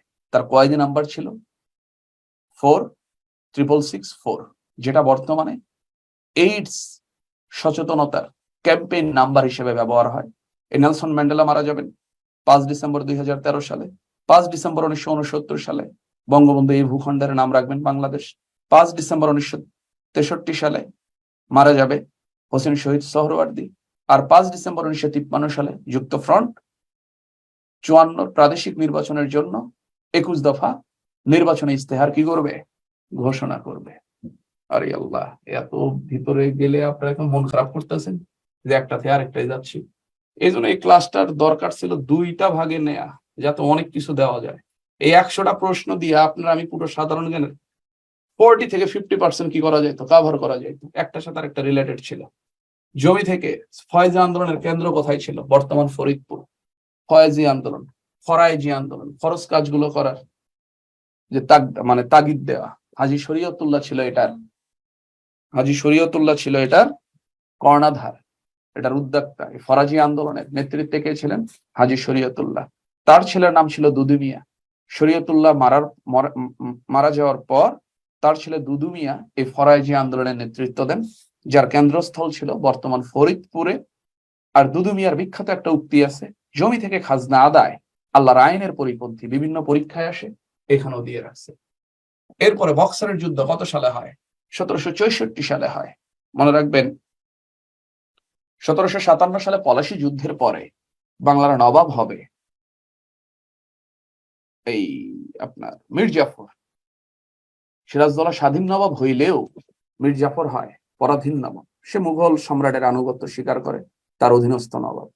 কিন্তু মীর জাফরের অদক্ষতার কারণে তাকে সরিয়ে দিয়ে তার জামাতা মীর কাসিমকে বাংলার নবাব করা হয়। কিন্তু মীর কাসিম উনি স্বাধীন চেতা ছিলেন। উনি ব্রিটিশদের বিরুদ্ধে আন্দোলন করতে চাইলেন, ইস্ট ইন্ডিয়া কোম্পানির বিরুদ্ধে আন্দোলন করলেন, যুদ্ধ করলেন। 1764 সালে উনি পরাজিত হয় এবং বাংলা থেকে উনি বিতাড়িত হয়। তো এই বিখ্যাত বক্সারের যুদ্ধটা হয় কত সাল? 1764 সাল। ওকে, মনে রাখবেন। এর ঠিক 100 বছর পরে 1864 সালে ঢাকা পৌরসভা হয় এবং বুড়িগঙ্গা নদীর তীরে বাকল্যান্ড বাঁধ নির্মাণ হয়। কত সাল? 1864 সাল। ঢাকা পৌরসভা হয় কত সালে? প্রথম 1864 সাল। আর ওই একই সালে কি হয়? বাকল্যান্ড বাঁধ নির্মাণ হয়। বুড়িগঙ্গা নদীর সৌন্দর্য বৃদ্ধির জন্য তার তীরে বাকল্যান্ড বাঁধ নির্মাণ হয় 1864 সাল। ওই সালে ঢাকা পৌরসভা হয়। তার 100 বছর আগে 1764 সালে বক্সারের যুদ্ধ হয়। এরপর দ্বৈত শাসন ব্যবস্থার অবসান ঘটান কি? আল্লাহ, এটা ব্যাখ্যা না করে, আরে ধারা উপধারা ব্রেকেট নিয়ে মাথা বাদ দেন, ও চিন্তা বাদ দেন, ব্রেকেট ট্রেকেট ভুলে যান। মন ছেলে দিছে, মন ছেলে দেয়নি। দ্বৈত শাসন ব্যবস্থার অবসান ঘটান কি? এটা খুবই গুরুত্বপূর্ণ বিষয়, মনে রাখবেন। 1765 সালে লর্ড ক্লাইভ বাংলায় দ্বৈত শাসন ব্যবস্থা প্রবর্তন করেন। দ্বৈত শাসন মানে দুই হাতে রাষ্ট্র ক্ষমতা থাকবে, একজন জনগণের কাছ থেকে রাজস্ব আদায় করবে, প্লাস সেনাবাহিনীকে নিয়ন্ত্রণ করবে, আরেকজন বিচার ব্যবস্থা পরিচালনা করবে। এই যে রাষ্ট্রীয় ক্ষমতা দুই হাতে চলে গেল, এতদিন ছিল এটা এক হাতে, নবাবী আমলে নবাবদের হাতে, সুলতানি আমলে সুলতানদের হাতে, সুবেদারি আমলে সুবেদারদের হাতে। কিন্তু পলাশী যুদ্ধের পরে বাংলার ক্ষমতাটা দুই হাতে চলে গেল। ইস্ট ইন্ডিয়া কোম্পানি এই অঞ্চল থেকে রাজস্ব আদায় করবে এবং এই অঞ্চলে সেনাবাহিনী নিয়ন্ত্রণ করবে, এবং মুঘল সম্রাটের মদতপুষ্ট নবাব বিচার ব্যবস্থা প্রবর্তন করবে বা বিচার ব্যবস্থা দেখবে। এই যে একজনের দায়িত্ব রাজস্ব আদায় প্লাস সেনাবাহিনী নিয়ন্ত্রণ, আরেকজনের দায়িত্ব হচ্ছে কি করা? বিচার করা। এই ক্ষমতার দুই বিভাজনকে, ক্ষমতার এই ভাগটাকে বলা হয় দ্বৈত শাসন, যেটা 1765 সালে এটা করে কে? Lord Clive. তবে দ্বৈত শাসনের কুফল ছিল, দ্বৈত শাসনের ফলে 1769-70 সালে এই অঞ্চলে বিশাল একটা দুর্ভিক্ষ দেখা দেবে। বাংলা 1176 সালে, যেটাকে বলা হয় 76-এর মনন্তর। যে 76-এর মনন্তরে বাংলার 3 কোটি মানুষের মধ্যে 1 কোটি মানুষ মারা যাবে, বিশাল ভয়াবহ দুর্ভিক্ষ, যার ফলশ্রুতিতে পরবর্তীতে 1772 সালের দিকে এসে এই লর্ড ওয়ারেন হেস্টিংস, উনি তখন এই বাংলার গভর্নর জেনারেল ছিলেন, লর্ড ওয়ারেন হেস্টিংস এই দ্বৈত শাসন ব্যবস্থার অবসান ঘটান, শাসন ক্ষমতাকে আবার এক হাতেই রাখেন। 1857 সালে সিপাহী বিদ্রোহের প্রথম শহীদ হন কে? মঙ্গল পাণ্ডে। মনে রাখবেন, 1857 সালে এই যে ইস্ট ইন্ডিয়া কোম্পানির বিরুদ্ধে ভারতীয় সিপাহীরা বিদ্রোহ করে, এই বিদ্রোহের নেতৃত্ব দেন রজব আলী এবং মঙ্গল পাণ্ডে।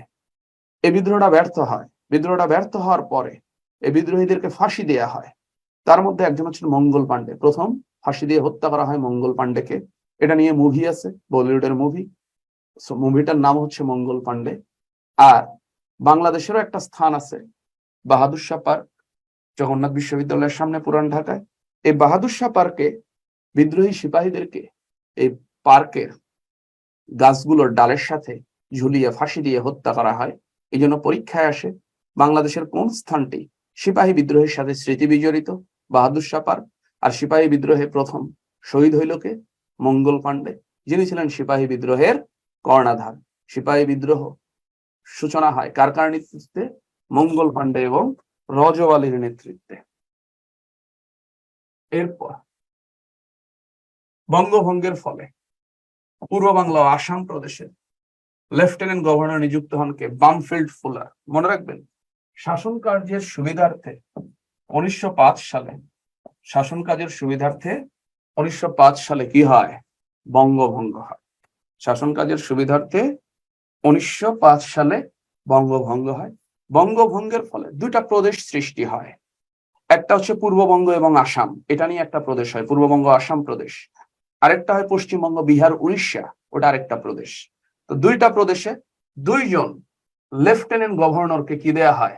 নিযুক্ত করা হয়। তার মধ্যে আমাদের এই পূর্ববঙ্গ আসাম প্রদেশে লেফটেন্যান্ট গভর্নর হিসেবে নিয়োগ পায় বামফিল্ড ফুলার। তবে এই বঙ্গভঙ্গ বাতিল হয়ে যায় 1911 সালে, কারণ বঙ্গভঙ্গে মুসলমানরা খুশি হইলেও হিন্দুরা বেজার হয়ে যায়। 1911 সালে এই ভারতে ব্রিটিশ রাজা পঞ্চম জর্জ ভ্রমণে আসেন, পঞ্চম জর্জ আগমন করেন। এই পঞ্চম জর্জকে হিন্দু প্রতিনিধিরা কনভিন্স করে দুই বাংলাকে আবার একত্রিত করেন। এবার নাম হয়ে যায় অবিভক্ত বাংলা। তাহলে বঙ্গভঙ্গ করলো লর্ড কার্জন 1905 সালে। বঙ্গভঙ্গের ফলে দুইটা প্রদেশ সৃষ্টি হলো। বঙ্গভঙ্গ আবার বাতিল হয়ে দুই বাংলা পুনরায় একত্রিত হইল 1911 সালে, নাম হইল অবিভক্ত বাংলা। আর এই বঙ্গভঙ্গকে বাতিল করে দেয় ইংল্যান্ডের রাজা পঞ্চম জর্জ। এরপর জালিয়ানওয়ালাবাগ হত্যাকাণ্ডের প্রতিবাদে রবীন্দ্রনাথ ঠাকুর কোন উপাধি বর্জন করেন? নাইট উপাধি। এই বিখ্যাত জালিয়ানওয়ালাবাগ হত্যাকাণ্ড সংগঠিত হয় 1919 সালের 13 এপ্রিল। 1919 সালের 13 এপ্রিল। মনে রাখবেন, ইতিহাসের যত কুখ্যাত ঘটনা আছে তার মধ্যে একটা বিখ্যাত জালিয়ানওয়ালাবাগ হত্যাকাণ্ড সংঘটিত হয় 1919 সালের 13ই এপ্রিল। মনে রাখবেন, এই জালিয়ানওয়ালাবাগ নামক জায়গাটা হচ্ছে ভারতের পাঞ্জাবের অমৃতসরে অবস্থিত। 13ই এপ্রিল ছিল পাঞ্জাবিদের নববর্ষ। সাধারণত নববর্ষে আমরা কি করি, বিভিন্ন পয়েন্টে বিভিন্ন জায়গায় গেট টুগেদার করি, যেমন রমনা বটমূল, বাংলাদেশের হাতির ঝিল, ধানমন্ডি লেক, বিভিন্ন ইউনিভার্সিটির ক্যাম্পাস। 13ই এপ্রিলে জালিয়ানওয়ালাবাগ নামক জায়গায় সবাই মিলে একত্রিত হয়েছে তাদের নববর্ষটাকে উদযাপন করার জন্য পাঞ্জাবিরা। কিন্তু ওই সময় একটা আইন প্রচলিত ছিল, রাওলাট আইন, খুব কুখ্যাত একটা আইন। এই আইনে ব্রিটিশরা চাইলেই যে কোনো নিরপরাধ ব্যক্তিকে শুধু সন্দেহের বশে অ্যারেস্ট করে নির্যাতন করত, হত্যা করত, বিভিন্ন আপনার এটা বড় করতে বলতেছেন, এটা তো বড় হচ্ছে না, এটা ফিক্সড হয়ে গেছে, বিপদটা এটা আপনার অ্যারেস্ট করে তাদেরকে দীর্ঘদিন নির্যাতন করত। তো যাই হোক, এই রাওলাট আইনে অনেক মানুষকে ব্রিটিশরা অ্যারেস্ট করে তাদেরকে অমানবিক নির্যাতন করে। এই জন্য জনসাধারণের এই রাওলাট আইনের প্রতি একটা ঘৃণা ছিল। তো 1919 সালে সবার মনেই রাওলাট আইনের প্রতি ঘৃণা, কারণ যে কেউ যে কোনো সময় অ্যারেস্ট হয়ে যাইতে পারে, নির্যাতনের শিকার হইতে পারে। তো 1919 সালে 13ই এপ্রিল জালিয়ানওয়ালাবাগ নামক জায়গায় যখন মানুষজন একত্রিত হইল দিবসটা পালন করার উদ্দেশ্যে, হঠাৎ করে এই রাওলাট আইনের কথা তাদের মনে হবে, মানে রাওলাট আইনের জন্য তো এমনিই মনের মধ্যে ক্ষোভ। এই একত্রিত প্রায় 10-12 হাজার মানুষ হঠাৎ করেই দিবস উদযাপন বাদ দিয়ে, তাদের নববর্ষ উদযাপন বাদ দিয়ে ব্রিটিশ বিরোধী স্লোগান দেওয়া শুরু করে। একসাথে অনেকগুলো মানুষ একত্রিত হলে মানুষের সাহস বেড়ে যায়, চেতনা স্ট্রং হয়। তো ওই পাশেই ছিল ব্রিটিশদের ক্যান্টনমেন্ট, দায়িত্ব ছিল জেনারেল ডায়ার। সেই ব্রিটিশ ক্যান্টনমেন্টে জেনারেল ডায়ার এই পুরো জালিয়ানওয়ালাবাগ নামক জায়গাটাকে ঘিরে ফেলবে এবং নন স্টপ 10 মিনিট গুলি চালাবে। এতে প্রায় কেউ বলছে 300, কেউ বলছে 500, কেউ বলছে 1000-এর মতো মানুষ মারা যায়। তো যে স্ট্রাইকে 1000 মানুষ মারা যায়, সেই স্ট্রাইকে কমপক্ষে 2-3 হাজার মানুষ আহত হয়। ব্রিটিশরা এর আগেও অনেক সময় গণহত্যা চালাইছে, কিন্তু এত শর্ট টাইমে এতজন মানুষকে হত্যা এর আগে করে নাই। তো এটাই ইতিহাসে কি নামে পরিচিত? জালিয়ানওয়ালাবাগ হত্যাকাণ্ড নামে পরিচিত। তো এই হত্যার প্রতিবাদে রবীন্দ্রনাথ ঠাকুর নাইট উপাধি ত্যাগ করে 1919 সালে। মনে রাখবেন, রবীন্দ্রনাথ ঠাকুরকে ব্রিটিশ সরকার 1915 সালে নাইট উপাধি দেয়। আর এই জালিয়ানওয়ালাবাগ হত্যাকাণ্ডের প্রতিবাদে 1919 সালে ব্রিটিশদের দেয়া এই নাইট উপাধিটা উনি কি করে? ত্যাগ করে। এরপর মুক্তিযুদ্ধের সময় সমগ্র বাংলাদেশকে 11টা সেক্টরে ভাগ করেন কে? এমএজি উসমানী। মনে রাখবেন, প্রধানমন্ত্রী তাজউদ্দিন আহমেদের নির্দেশ দেবে প্রধানমন্ত্রী তাজউদ্দিন আহমেদ। এই প্রধানমন্ত্রী তাজউদ্দিন আহমেদের নির্দেশে এমএজি উসমানী সমগ্র দেশকে 11টা সেক্টর এবং 64টা সাব সেক্টরে ভাগ করে। যদি বলে বাংলাদেশকে সেক্টরে ভাগ করার নির্দেশ দেন কে, তাহলে হবে তাজউদ্দিন আহমেদ। আর যদি বলে বাংলাদেশকে সেক্টরে ভাগ করেন কে, তাহলে হবে উসমানী। 1906 সালে এই তো মুসলিম লীগ প্রতিষ্ঠা করেন কে? নবাব সলিমুল্লাহ। মনে রাখবেন, 1905 সালে বঙ্গভঙ্গ হবে। যখন দুই বাংলা এক ছিল 1905 সালের আগে, তখন এই দুই বাংলা যখন এক ছিল, নাম ছিল বঙ্গ। এই বঙ্গের রাজধানী ছিল কলকাতা। কিন্তু দুই বাংলা আলাদা হয়ে যাবে 1905 সালে। আমাদের এই অঞ্চলের নাম হবে পূর্ব বাংলা ও আসাম প্রদেশ, রাজধানী হবে ঢাকায়। আর পশ্চিমবঙ্গ, বিহার, উড়িষ্যা নিয়ে আরেকটা প্রদেশ হবে, যার রাজধানী হবে কলকাতা। তো এই বঙ্গভঙ্গের ফলে মুসলমানরা খুশি হয়, কিন্তু হিন্দুরা বেজার হয়। কেন বেজার হয়? কারণ যখন দুই বাংলা আগে এক ছিল, রাজধানী ছিল কলকাতা, আমাদের এই অঞ্চলের মুসলমানদেরকে বিভিন্ন প্রশাসনিক বাণিজ্যিক কাজ যাওয়া লাগতো কলকাতায়। কলকাতায় যেহেতু হিন্দু ধর্মের মানুষ বেশি, ওরা লোকাল, আমরা ছিলাম ওই স্থানের সাপেক্ষে ফরেনার, যার ফলে রাজধানী ওদের দখলে ছিল। আমরা বিভিন্ন কাজের জন্য আমাদেরকে রাজধানী যাওয়া লাগতো, যার ফলে আমাদের ওপর কলকাতার হিন্দুদের একটা প্রভাব ছিল। কিন্তু দুই বাংলা আলাদা হওয়ার কারণে আমরা নতুন রাজধানী, আমাদের এই অঞ্চলের রাজধানী পাইলাম কোথায়? ঢাকায়। যার ফলে আমরা যাব না কোথায়? কলকাতায়। ফলে আমাদের উপর প্রভাব থাকবে না কার? কলকাতার হিন্দুদের। যার ফলে ওরা এই বঙ্গভঙ্গতে বেজার হবে। আর খুশি হবে কারা? খুশি হবে মুসলমানরা। এই খুশির ঠেলায় 1906 সালে কি গঠন করবে? না, গঠন করবে হচ্ছে মুসলিম লীগ। ওকে। বাংলাদেশের কেন্দ্রীয় শহীদ মিনারের স্থপতিকে হামিদুর রহমান। এই যে কেন্দ্রীয় শহীদ মিনার, এটার স্থপতি হামিদুর রহমান, তাই না? মনে রাখবেন এই যে প্রথম শহীদ মিনার ওটা তো ভেঙে দেয়, পরে আবার এই শহীদ মিনার নতুন করে উদ্বোধন করা হয়, যার স্থপতি হচ্ছে হামিদুর রহমান। বুয়েট মেডিকেল আর ঢাকা ইউনিভার্সিটির মাঝখানে ওই জগন্নাথ হলের পাশে, এটার স্থপতি হামিদুর রহমান। আন্তর্জাতিক মাতৃভাষা ইনস্টিটিউট ঢাকার কোথায় অবস্থিত? সেগুনবাগিচা। এটা মুখস্থের জিনিস। এটা বোধহয় 2001 সালে যাত্রা শুরু করে। আওয়ামী মুসলিম লীগ কোথায় প্রতিষ্ঠা হয়? রোজ গার্ডেনে। মনে রাখবেন 1949 সালের 23 জুন পুরান ঢাকার কে এম দাস লেনের ঐতিহাসিক রোজ গার্ডেনে আওয়ামী মুসলিম লীগ গঠিত হয়। আওয়ামী লীগ প্রতিষ্ঠাকালে নাম ছিল আওয়ামী মুসলিম লীগ। এই আওয়ামী মুসলিম লীগ গঠন হবে 1949 সালের 23 জুন পুরান ঢাকার কে এম দাস লেনের ঐতিহাসিক রোজ গার্ডেন ভবনে। মনে রাখবেন এই আওয়ামী লীগের প্রতিষ্ঠাকালীন নাম আওয়ামী মুসলিম লীগ। 1955 সালে মুসলিম শব্দটা বাদ দেয়া হয়, নাম হয় আওয়ামী লীগ। এবং 1949 থেকে 1955 যত এই 6 বছর যে নাম ছিল আওয়ামী মুসলিম লীগ, তখন অন্য ধর্মের মানুষ আওয়ামী লীগের সদস্য হইতে পারে নাই। 1955 সালে মুসলিম শব্দটা বাদ দিয়ে আওয়ামী মুসলিম লীগ নাম ধারণ করে আওয়ামী লীগ, এবং এটা সাম্প্রদায়িক দল থেকে অসাম্প্রদায়িক দলে পরিণত হয় এবং সব ধর্মের মানুষের জন্য তার সদস্যপদ উন্মুক্ত করে দেয়। পরীক্ষায় আসে আওয়ামী মুসলিম লীগ থেকে মুসলিম শব্দটি বাদ দেয়া হয় কবে? অ্যান্সার হবে 1955 সাল। কিন্তু যদি কখনো ইনডিরেক্টলি প্রশ্ন করে যে আওয়ামী লীগ অসাম্প্রদায়িক দলে পরিণত হয় কবে? 1955 সালে। মনে রাখবেন প্রতিষ্ঠার 6 বছর অন্য ধর্মের মানুষ আওয়ামী লীগের কি হইতে পারতো না? সদস্য হইতে পারতো না। মুসলিম শব্দ বাদ দেওয়ার মাধ্যমে এটা অসাম্প্রদায়িক দলে পরিণত হয় এবং সকল ধর্মের মানুষের জন্য তার সদস্যপদ উন্মুক্ত করে দেয়। 1965 সালে ভারত পাকিস্তান যুদ্ধের অবসান ঘটে কোন চুক্তির মাধ্যমে? তাশখন্দ চুক্তি। মনে রাখবেন 1965 সালের 6 সেপ্টেম্বর পাকিস্তান এবং ভারতের মধ্যে পাক ভারত দ্বিতীয় যুদ্ধ শুরু হয়। আসসালামু আলাইকুম, ভালো আছেন স্যার? হ্যাঁ, মনে রাখবেন 1965 সালে 6 সেপ্টেম্বর পাক ভারত দ্বিতীয় যুদ্ধ অনুষ্ঠিত হয়। এই যুদ্ধটা আমাদের এই সীমান্তে হয় না, এই যুদ্ধটা হয়েছে পশ্চিম পাকিস্তানের কাশ্মীর সীমান্তে। তো এই যুদ্ধটার অনানুষ্ঠানিক সমাপ্তি ঘটবে 1965 সালের 23 সেপ্টেম্বর। পরবর্তীতে 1966 সালের 10 জানুয়ারি সাবেক সোভিয়েত ইউনিয়নের মধ্যস্থতায় ভারত এবং পাকিস্তানের মধ্যে উজবেকিস্তানের রাজধানী তাশখন্দে একটা চুক্তি স্বাক্ষরিত হবে, যে চুক্তির নাম তাশখন্দ চুক্তি। এই চুক্তির মাধ্যমে পাক ভারত দ্বিতীয় যুদ্ধটা আনুষ্ঠানিক সমাপ্তি ঘটবে। অনানুষ্ঠানিক সমাপ্তি ঘটছে 23 সেপ্টেম্বর 1965, আর আনুষ্ঠানিক সমাপ্তি ঘটে কবে? 10 জানুয়ারি 1966 সাল।